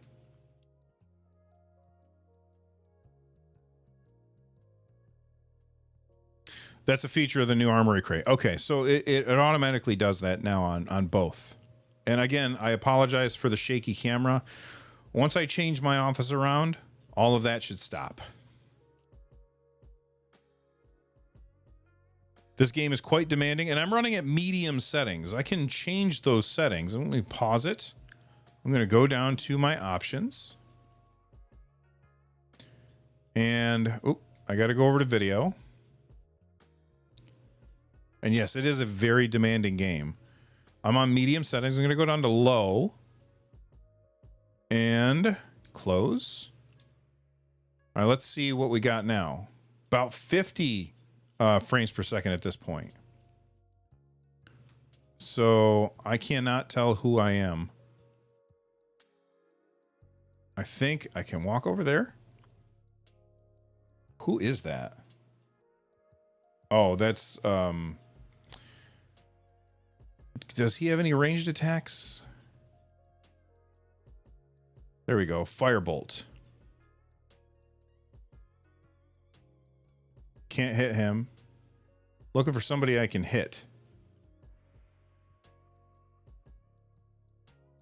Yeah, I can't hit anybody. It's hard, it's really hard to play this like this because I can't see anything.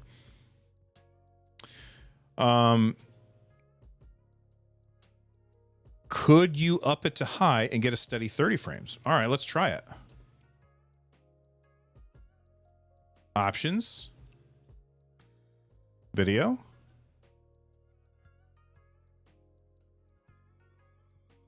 We'll go up to high.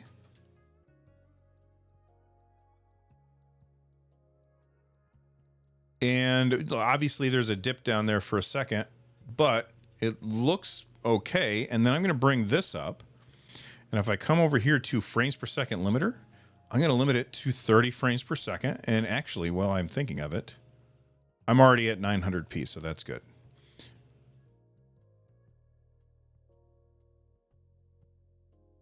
And I put on a frames per second limiter as I move things around. Yeah, it's staying pretty steady.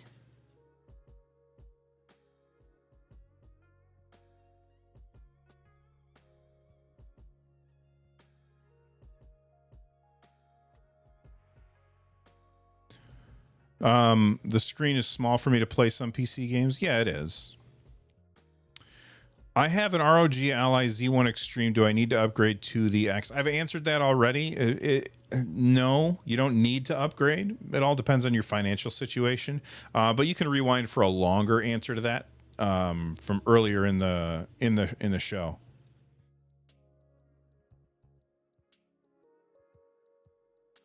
All right. I'm going to shut this game off.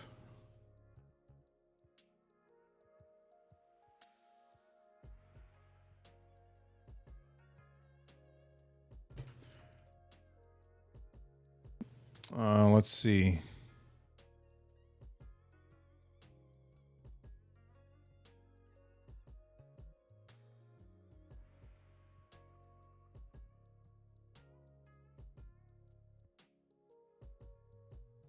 Which one do you prefer? Emulation stuff. I understand Windows is not really great for emulation ecosystems. Well, I mean, if you're using EmuDeck, which if you're doing emulation, you should, because it just makes things freaking so simple.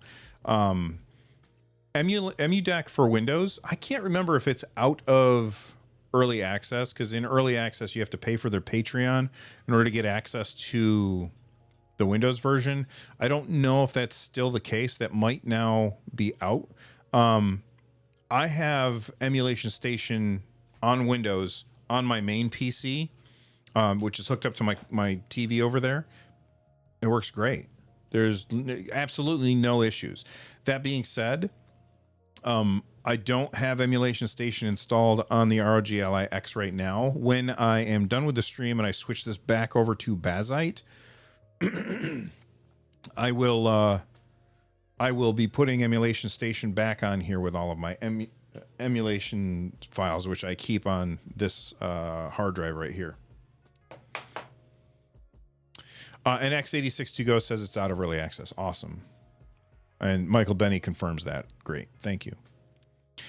Listen, everybody, we've been streaming for about, I don't know how long. Well, what time is it? About 2 hours at this point. I'm just going to take a quick bathroom break. I'm going to put some music on while I'm gone. That's not working. And I will be right back.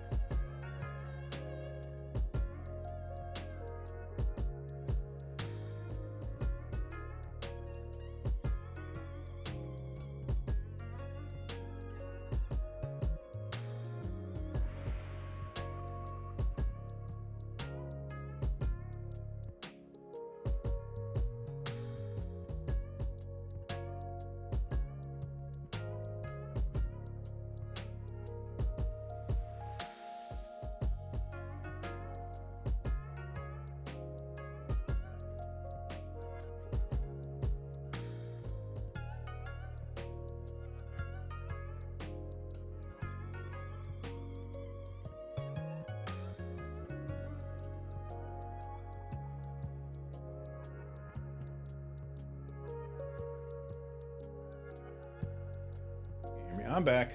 I'm back. All right. Where's the button? There we go.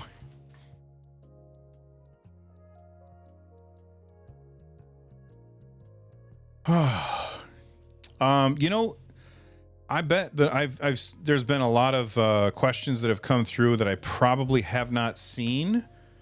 If there's a question that you asked and I missed it, you know, ask it again and I'll try and answer it.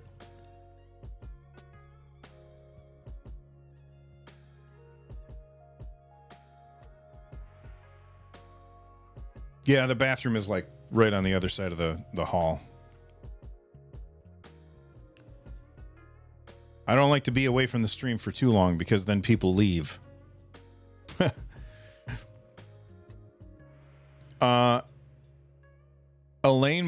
Elaine boy, how quiet and noisy are the fans? They are very, very quiet, quieter than the original ROG Ally. What I would say, if you rewind, there was a point in the stream where I'm like, if you're rewinding, you can like look at the stream and see me holding the Ally up like this. That's when I actually had like the fans blowing directly into the mic. I took the windscreen off of the mic and I blew the fans directly into it, and it was super quiet. Kyle said, let's go. Mine came yesterday. All of that updating, then played 30 minutes of Kingdom Hearts 2 and fell asleep. Dad life. Yep. Have I tested it with an external monitor? I have tested it with an external monitor. It works absolutely fine. Okay, once more. Hello. How does it compare with some bigger handhelds like the Legion Go? Where is the sweet spot? So for the Legion Go, I would say, well, actually, let me grab my Legion Go real quick.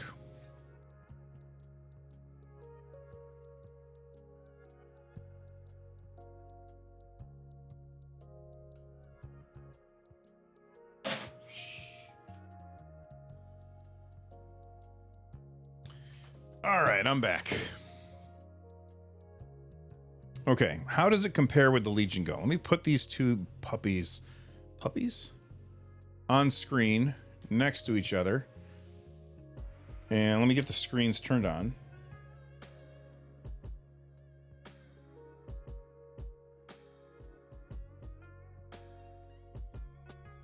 We'll look at them side by side. While I'm doing that, Tiggs asked, is it difficult to access the SSD? No, absolutely not. It's super, super easy. Ridiculously easy, in fact. All right. I got to lower the brightness on the screen here. And that is way out of focus.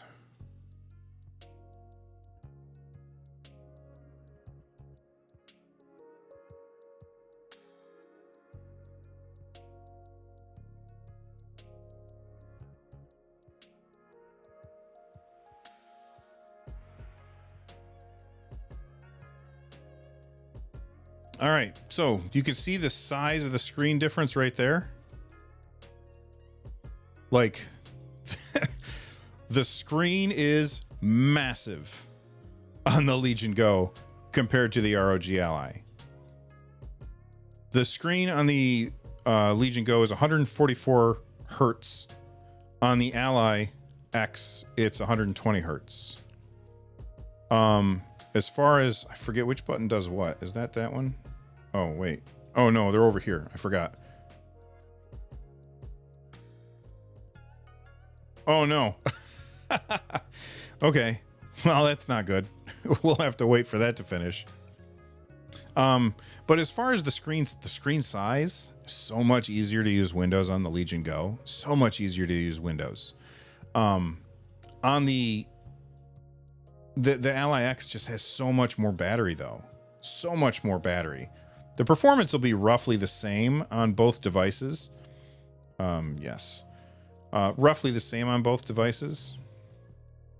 But your games will last longer on the ROG Ally X because it has an 80 watt-hour battery. Yeah, it wants me to install Legion Space, which I'm not going to do right now. It's trying to get me to upgrade stuff. I'm not going to do that right now because that would be disruptive. But the Legion Go is really good. I think the Ally X is better, and I'm a big fan of the Legion Go.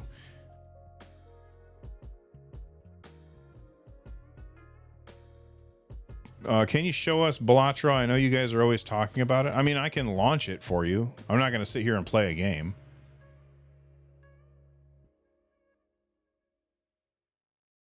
No, I have not been using my Legion Go very often. See you later, Antonio. Thanks for hanging out.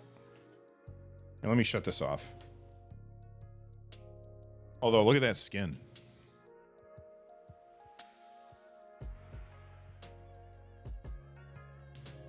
All right.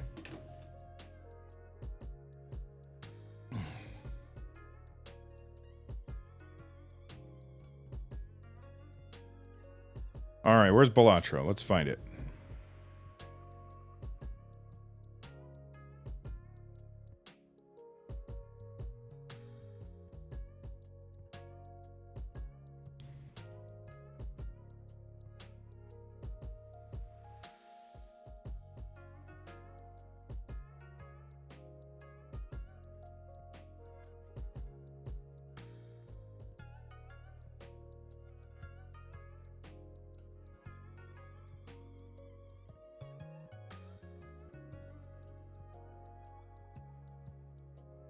Let's make Bill a streamer. I used to stream all the time, man.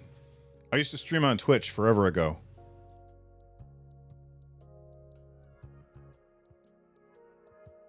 Would you buy an X if you already had an Ally? Personally, probably not. I mean, I've got this, I talked about Ugreen earlier. They're not sponsoring me to say this right now, but sometimes they do sponsor me to say things. But I say this anyway because they're freaking fantastic. But this is a 145 watt charger. It's got 26,000 milliamp hour battery in this. It's got a little button so you can see how much is left. Like if you got one of these and used it to keep your ROG Ally topped off, you'd be getting basically the same experience.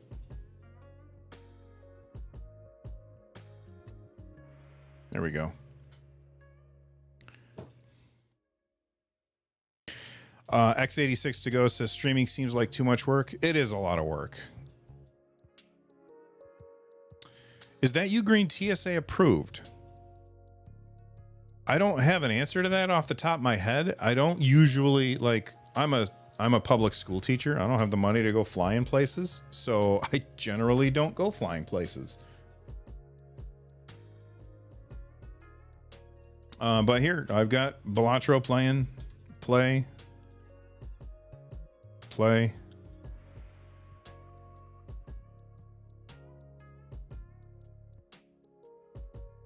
There you have it. There's Balatro. I can't really see what I'm doing.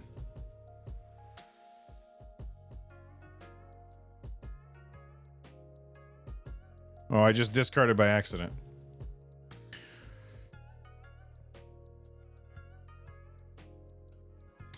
That U-Green is 25,000 milliamp hours, which I believe is well under the TSA limitation. All right, thanks, fan. Oh, that's you, Rich. Thanks, man. Why are there no ROG Ally X grip cases? There will be. I guarantee there will be. I have my original ROG Ally is in a case from D brand, their kill switch case. Here, I'll grab it.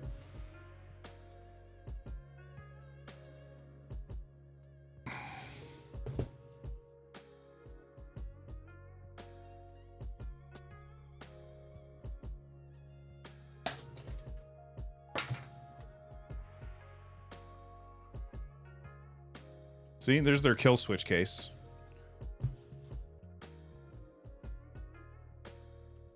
My one gripe about this is that you can't take the joystick, the kickstand off like you can with the Steam Deck version. But they make cases for these things. The thing is that the ROG Ally X is new, and so they got to get it in hands before they can make a case for it. You know what I mean?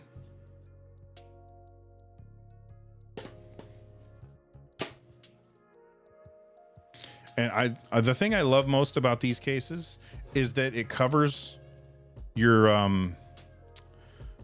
it covers the sticks, it covers your triggers. Like, this thing is really well protected in here. I just love that. I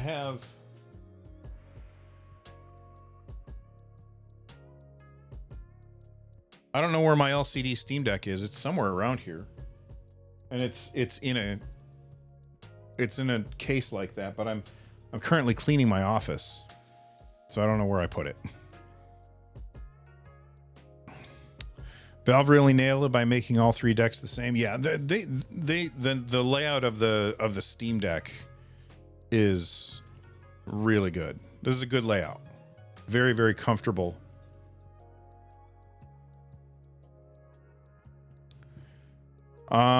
You played Proteus at the start of the stream, so I was reminded of that again. Oh, off topic, but what did you guys see the IGN shut down Humble Game?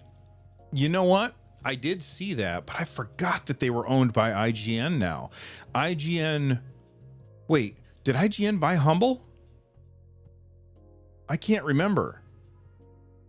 But basically, Humble said we're going through a restructuring, and they shut down their games division, which sucks.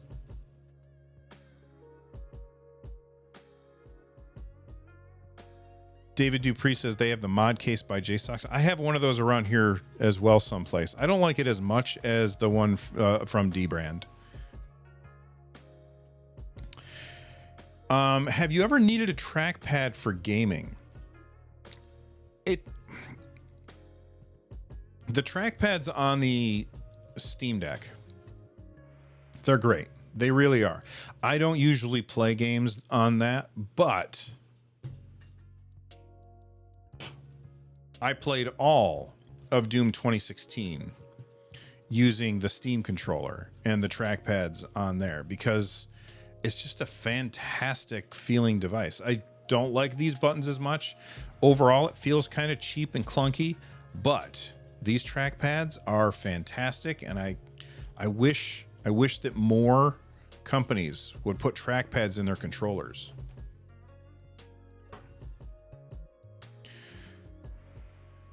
IGN Games owns Humble Bundle. Ziff Davis owns Humble Bundle Games, and IGN as well. It's Ziff Davis that shut down Humble Bundle. Okay, thank you, X86. I can't remember. New subscriber here. Hey, thank you for subscribing. In my opinion, if I had a Legion Go still in return period, would I return and get the Go for the X? That's a good question. I don't think that there's a very good answer to that question, and I think it's because the answer is the ever frustrating, it depends. What's more important to you? Screen real estate or battery life? If battery life is more important to you, then it's the X all the way. If you want a bigger screen, then the Legion Go, without a doubt. If you're looking performance-wise, they'll be roughly they'll be roughly the same. It's, you know, some games will run better on the Legion Go. Some games will run better on the Ally X. The Legion Go does not have a VRR display. The ROG Ally does have a VRR display, and there's been arguments back and forth as to which one of those is better. I don't know enough about that technology to be able to actually answer that question for you. I don't know that. I mean, if you were still in the return window, honestly, here's what I would do. If you're still in the return window and you can go to like a Best Buy and buy an ROG Ally X, take it home and try it out, and then make a decision and return the one that you don't like very much. That's what I guess I would do if I was trying to make that decision. But I think on a case-by-case basis, different people are going to make different decisions. I will say the audio on the ROG Ally X is way better than on the Legion Go.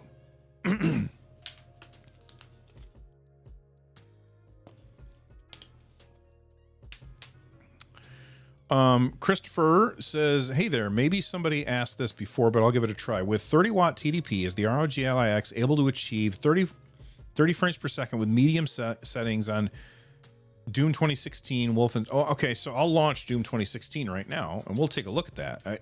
I guarantee it's gonna launch that, no problem. It's got to. I just gotta shut off Balatro, which I forgot was running.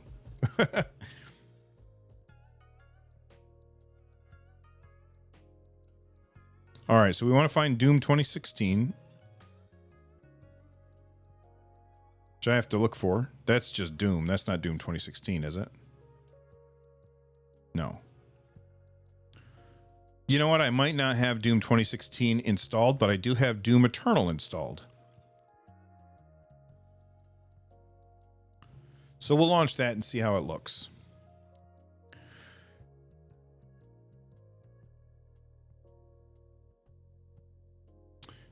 I'll bring it back up once we're booted.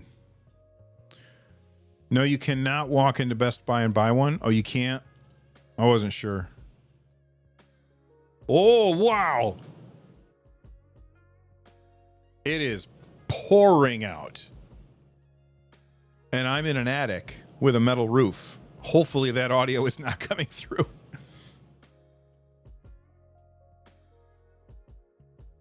Now, this is something that drives me crazy about Doom, is you can't see the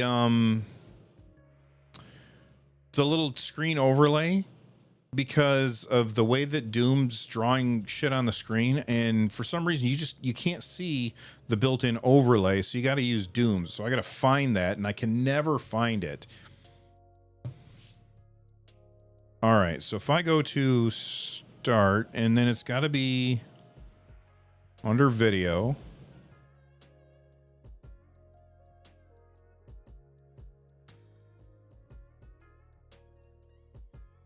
Performance metrics. Here we go. I'll put it on medium, I guess. Oops. Apply changes. There we go. We've got our metrics right there for Doom. And I will launch Doom.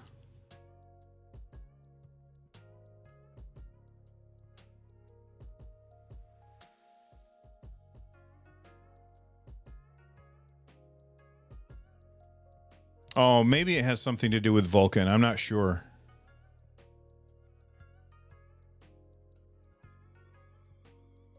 Now, right now, I'm running at 720p. And I'm getting 100 frames per second, roughly. So, yeah, you can absolutely get a stable 30 frames per second. I'm playing this by watching my screen, which is super delayed because it's going through the camera. Where's the camera? It's going through the camera, through a wire, into my streaming software. So I'm seeing huge, massive delays. And if I look down, I can't really see it.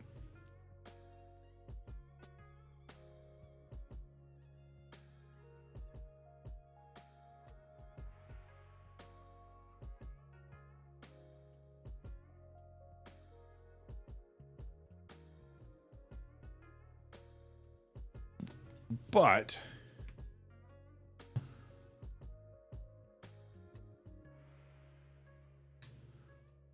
I'm just kind of running around. Yeah, I'm getting very, very stable frame rate. And this is Doom Eternal, not Doom 2016. This is even better. And you can see the frame rate right there. Ooh, Solidus. I don't know the answer for that.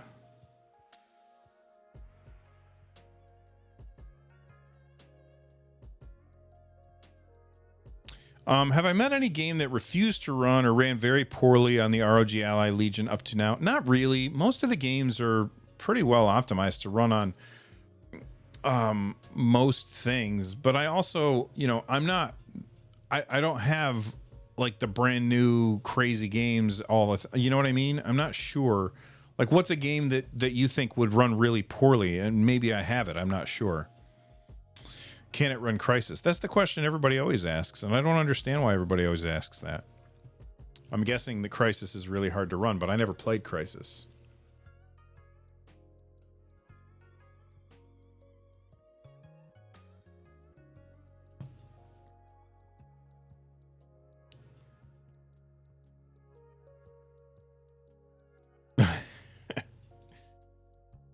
Thumbs up. You know what? We've been running this poll for a while and I forgot about it. Let's end the poll. Let's talk about these poll results. I asked you, what would you prefer, OLED or VRR? And we had almost 300 votes, and 54% said OLED, 45% said VRR. I can understand both answers. Let me just darken my camera a little bit. There we go. I can totally understand both answers. I'm not sure. I think I would prefer VRR over OLED, but in a perfect world, I would want both. Well, John Wolf, thank you for watching our coverage. I appreciate it. Lauro Lopez says, have I tried emulation on it? I have, but under Bazzite, and it's gonna, I mean, it runs great. This is a super good emulation machine because it's ridiculously powerful. Like my friend Russ, aka Retro Game Core, in his video, he talked about the fact that it's emulating PS3 games, which is crazy. It's crazy that we're emulating PS3 games on a handheld. Just bananas.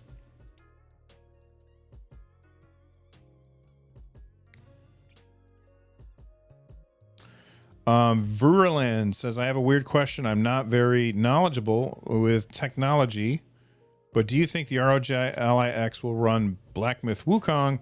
The game will release next month. Elden Ring run. I don't know what you said there at the end. It runs Elden Ring just fine.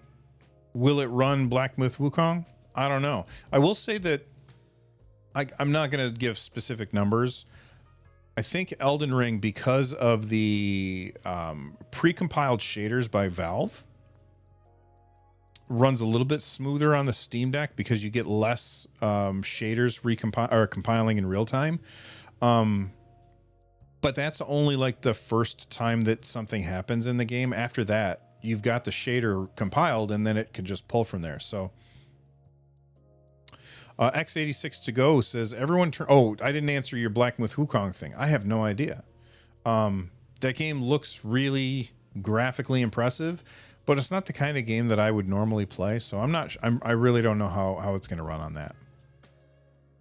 X86 to go says everyone turns off CPU boost on the Ally X if you're not running PS3 emulation. Yes, turn off CPU boost. It wastes your battery life. But if you're running PS3 emulation, you want to turn it back on.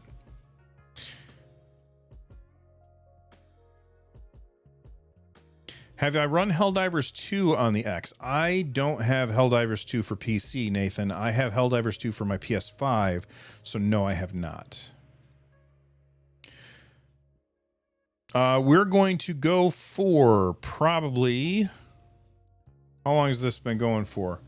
We're going to go for another 15 minutes. That'll bring us out to 2.5 hours for the stream. So if you have questions, get them in now. Will it run Warzone well? I don't play Call of Duty. I don't have an answer for you on that. I apologize. Matthew Fring says, or Fling says, I have, and it runs 25 to 35 frames per second. So there you have it.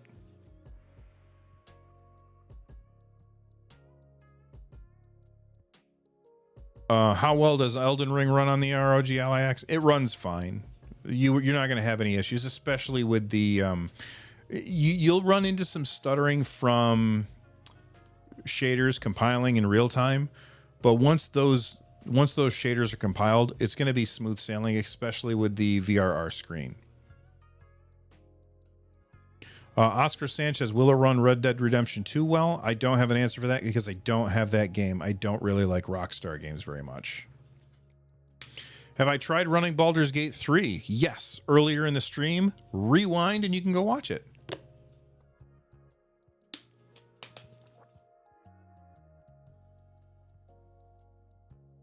Oh, next Ally in a year. I don't know when they're going to put out the next one. Let me run a poll. When will the ROG Ally 2 release?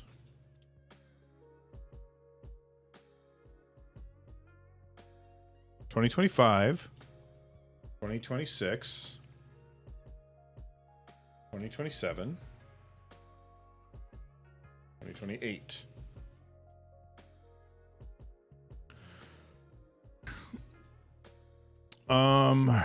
Baldy Rudy just updated his video. Is very different performance between production and sample model. Very interesting.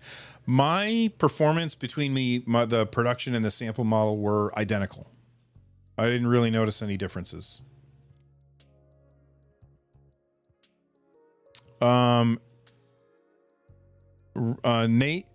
Ramos says, has Asus addressed your engineering model issues that you listed in your previous X video? What do you mean by addressed it? They said that they would replace it. They have. This is the issue that I had was not with the engineering model. The issue that I had was with the retail unit. The retail unit had a weird rumble issue where it was making a really strange noise. And I told them about it. They said, that's weird. I talked to all of the other content creators I know that had retail units. Nobody had that same issue as me. So I'm sending that unit back. I'm waiting for them to send me like a shipping slip. I'm sending that unit back to them, and then they're going to look at it and see what the issue was. Jasper, it's not going to be later this year, but that would be weird. GOW87 said, did I try the Legion Go? Is it better? I've got the Legion Go right here. Is it better? It depends. Like, that's the thing. Everybody always wants to know what's the best thing. It's different for everybody. Everybody has their own best thing. If you want a bigger screen, then the Legion Go is better. If you want to have longer battery life, then the Ally X is better. If you don't like using Windows, then the Steam Deck is better. It's not, there isn't one that's better than all of them. And the thing that drives me crazy is people get super tribal about it. Because guys, listen, all of these play the same friggin' games. They all play the same games. We're not fighting against each other. We're all on the same team. PC games. We're all on the same team. Stop fighting each other on this. Yes, one thing is better for you and another thing is better for me, and we can both be right. X86 to go says the best handheld is the one that you're playing. Yes, just like the best camera is the one that you have with you, which is almost always my phone. But guess what? I have two very expensive cameras that we're using to shoot this, to stream this to you. You know, they're all good. They're all good. Are anti-cheat constrained games like Destiny 2 playable on Ally via Bazzite? No, they would not be playable and you would likely get banned, so don't.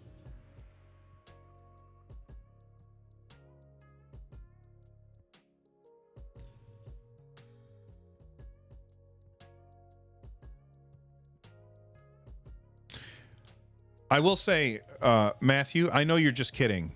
I absolutely despise that term. That term is a garbage term, and the people who identify with it, I don't like that term at all.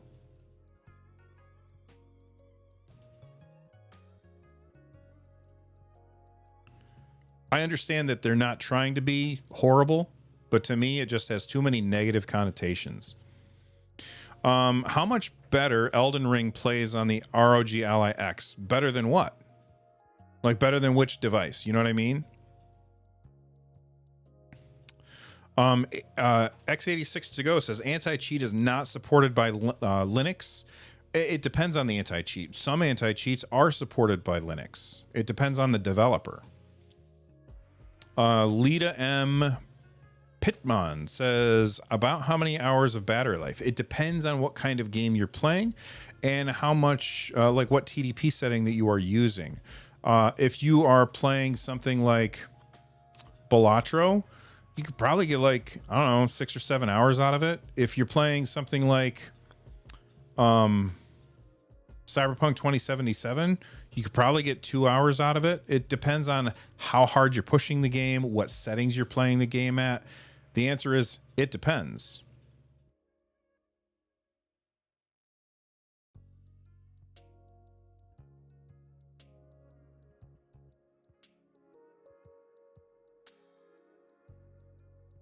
Have you or anybody tried Dreamcast emulation specifically? I'm sure that Russ has over at Retro Game Core.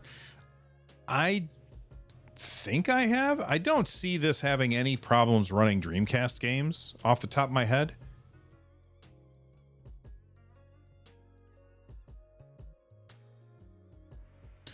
Well, that's okay, Jasper. We don't have to agree on this. I just think that there's too many negative connotations that come along with it.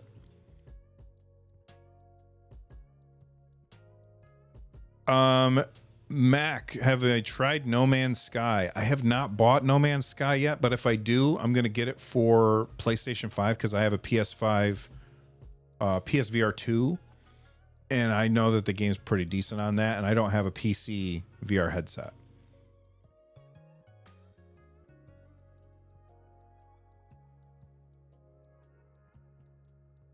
How many G's have you assigned to the GPU? It's by default. Well, hold on. Let me do this.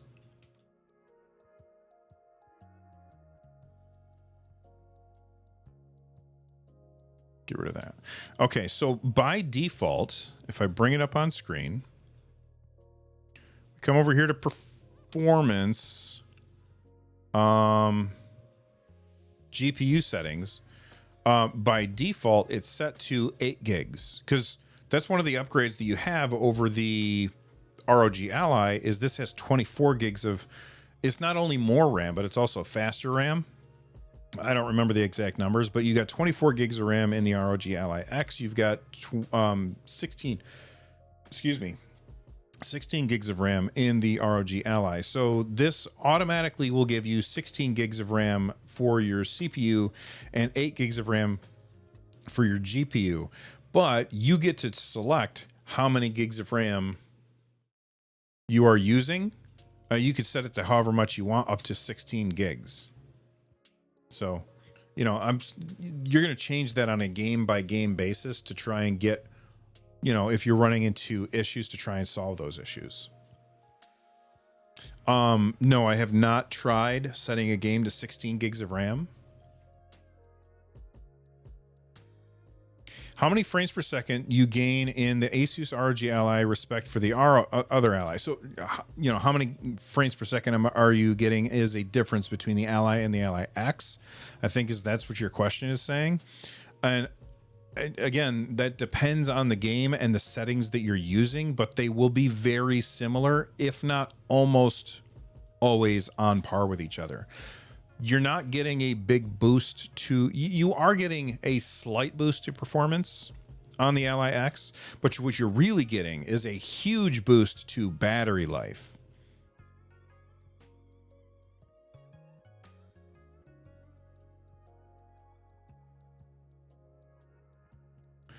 It's an external device add-on, not a program. What?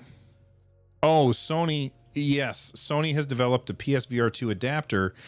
The thing is, it doesn't support a lot of the cool things about PSVR 2. So the foveated rendering, not supported. That sucks. The foveated rendering is one of the things that makes the PSVR 2 so freaking good.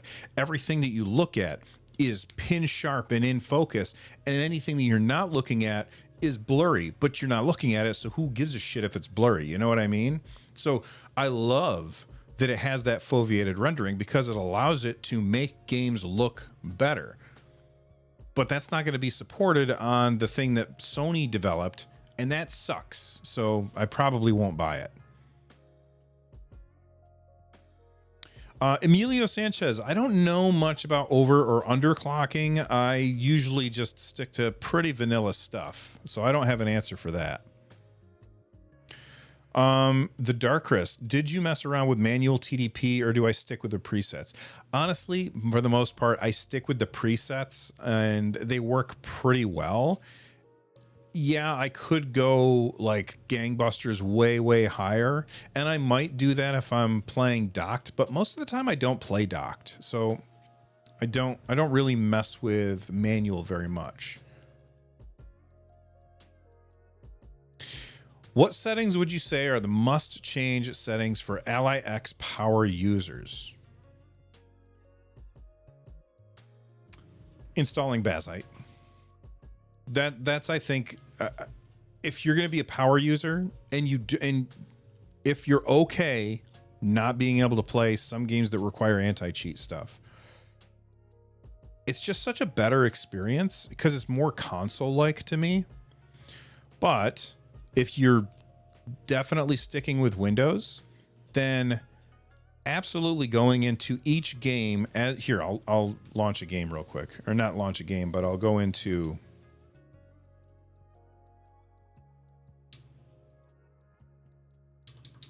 Oh, huh. It happened again. Oh, I can't do anything. I'm gonna have to reboot. I don't know why it's doing that. It's never done that before today.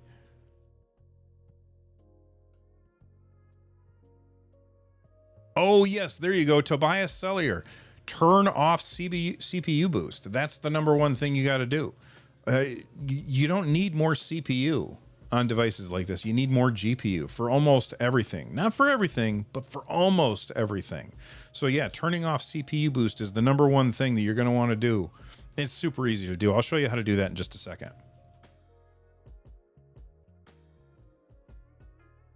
Michael says, is it easy to dual boot Windows and Bazzite?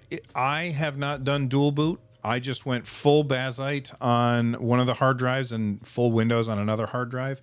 So I'm going to switch that over. Not right now. But Rich did dual boot and he says it's super easy. In fact, yesterday Russ was doing dual boot and he realized that he had an SD card, and both Linux and Windows could read that SD card and play games that were installed on that SD card on both operating systems, which was pretty cool. Okay, so what I was saying before,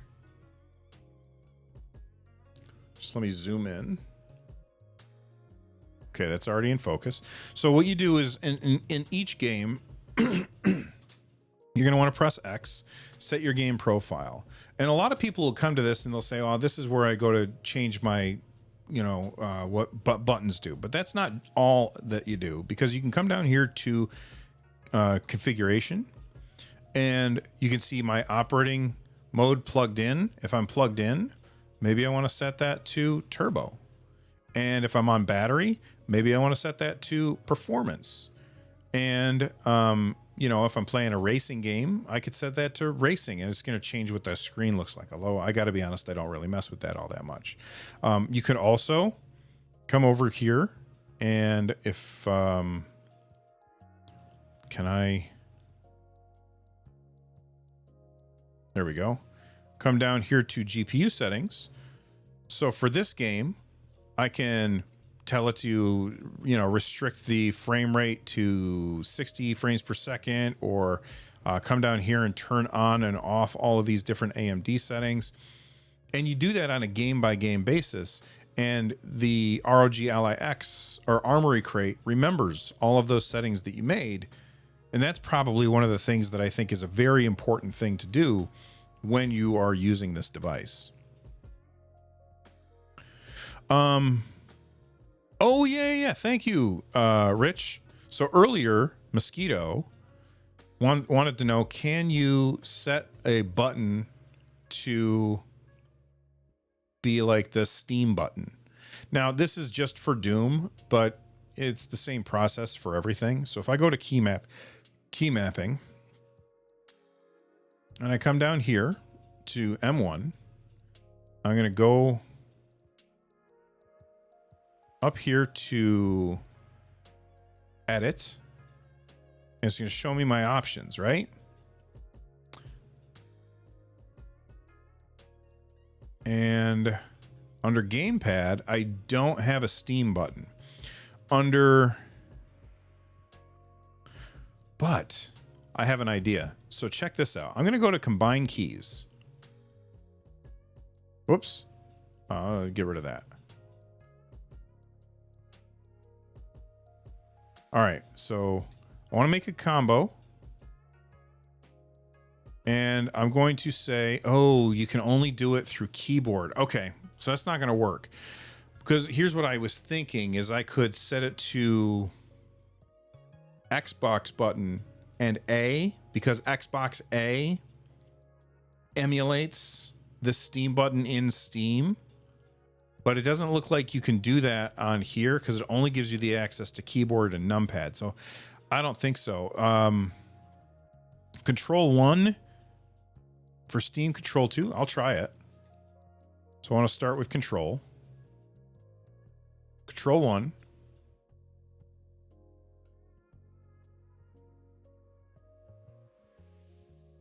And I don't need to set that for both of them.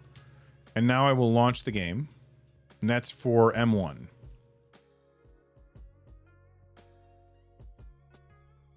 Wait, it says it's unassigned. Ah, there we go. Let me just change the name of this.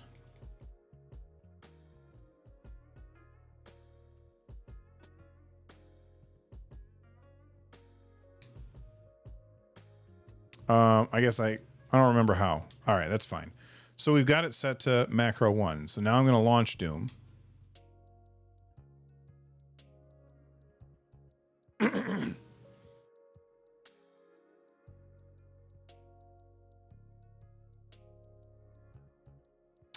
The question of whether VRR is better for you. Oh, you know what? I asked that question, or I asked a poll while we're waiting for the game to boot. I said, when will the ROG Ally 2 be released? 50% said 2025. 43% said 2026. 4% said 27. And 1% said 28.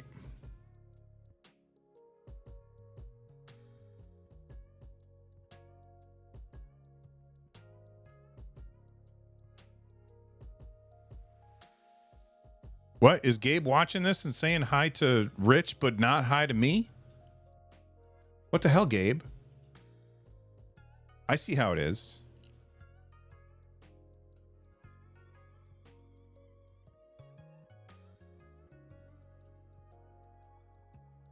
All right, so we set it up so that if I push this button back here, we'll see what happens. It brought up my mouse. Yeah, that doesn't seem to be working. Not seeing that. But that could also be because Doom Eternal has that issue where it won't show other things.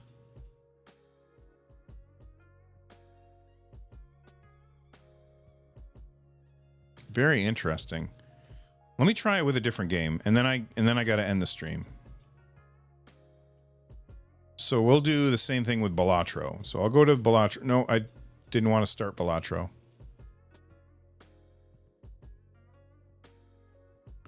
When do you think Lenovo will release a new Legion Go? I think that they'll probably release the Lenovo Legion Go Lite this year.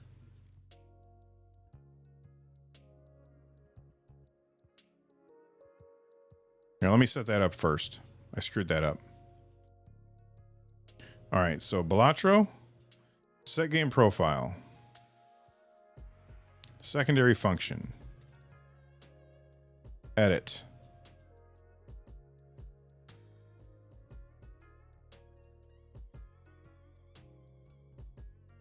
All right, so that should work now.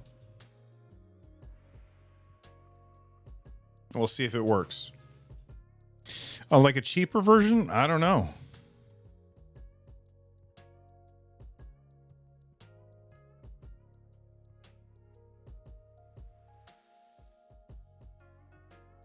What guide button?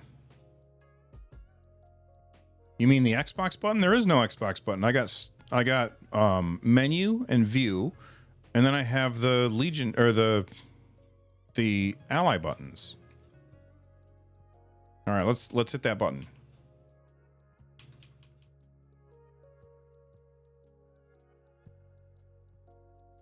Yeah, it's not working. So Control 1 is not working on this.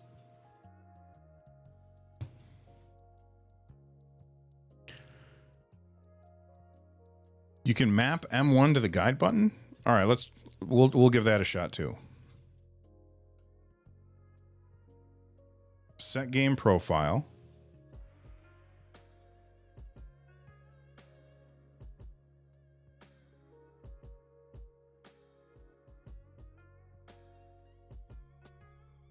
I don't see the guide button isn't on here.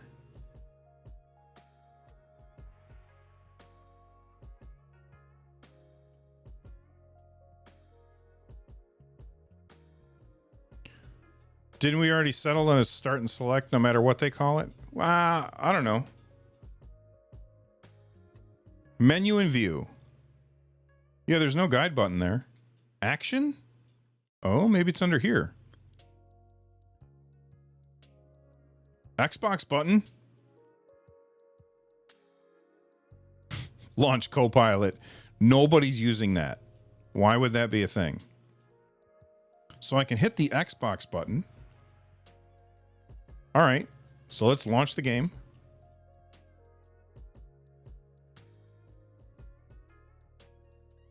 X86 to go. Yeah, Rich told me that I should just call it start and select, but I'm calling it menu and view just to bother people now.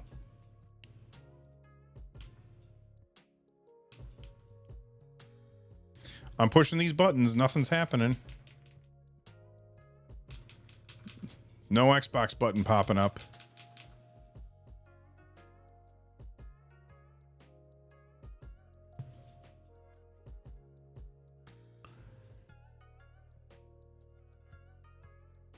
Can you map the on-off microphone as a secondary function? I suppose you can, but it's all right here in the command center. Why is my command center not working?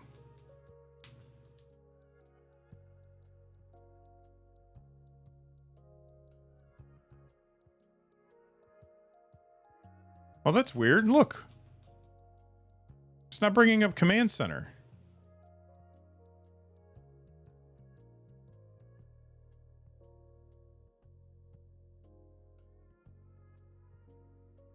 What am I doing wrong here? Do you guys know what I'm doing wrong here?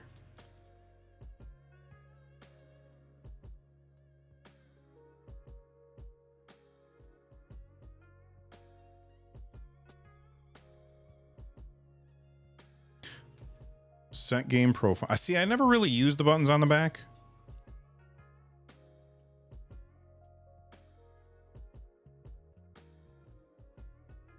See, that's the primary function is the Xbox button. So I wouldn't need to use a secondary option, and NBA Knicks. Fan the deck. Gonna make a why Bazzite video and just show this. Yeah, Bazzite's SteamOS is just better for a handheld. Listen to this. Okay, so you can create a shortcut file for Steam and make it open with Control 1, for example. I totally understand that, yes, you can do that, but doing that is a huge pain in the ass. Nobody wants to go through all of that stuff. It should just be simple.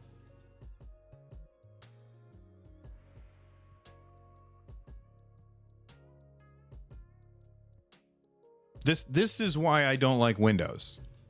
This is why. Windows on a handheld is a pain.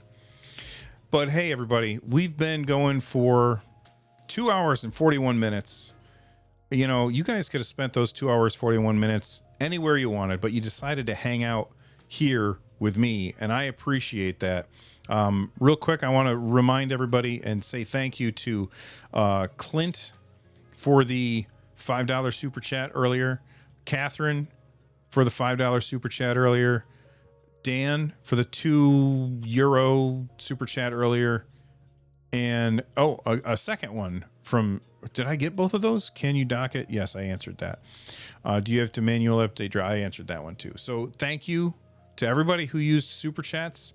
You guys are fantastic. Thank you to Asus for sending me this device so that I could do things like make videos, do the podcast, and talk about it on the stream, because like, I'm a school teacher. I cannot afford to buy all of these devices to be able to talk about them for you all. So thank you to Asus for sending that to me. I hope you guys all have a fantastic day, and I will see you on the next one. Stay rad, everybody.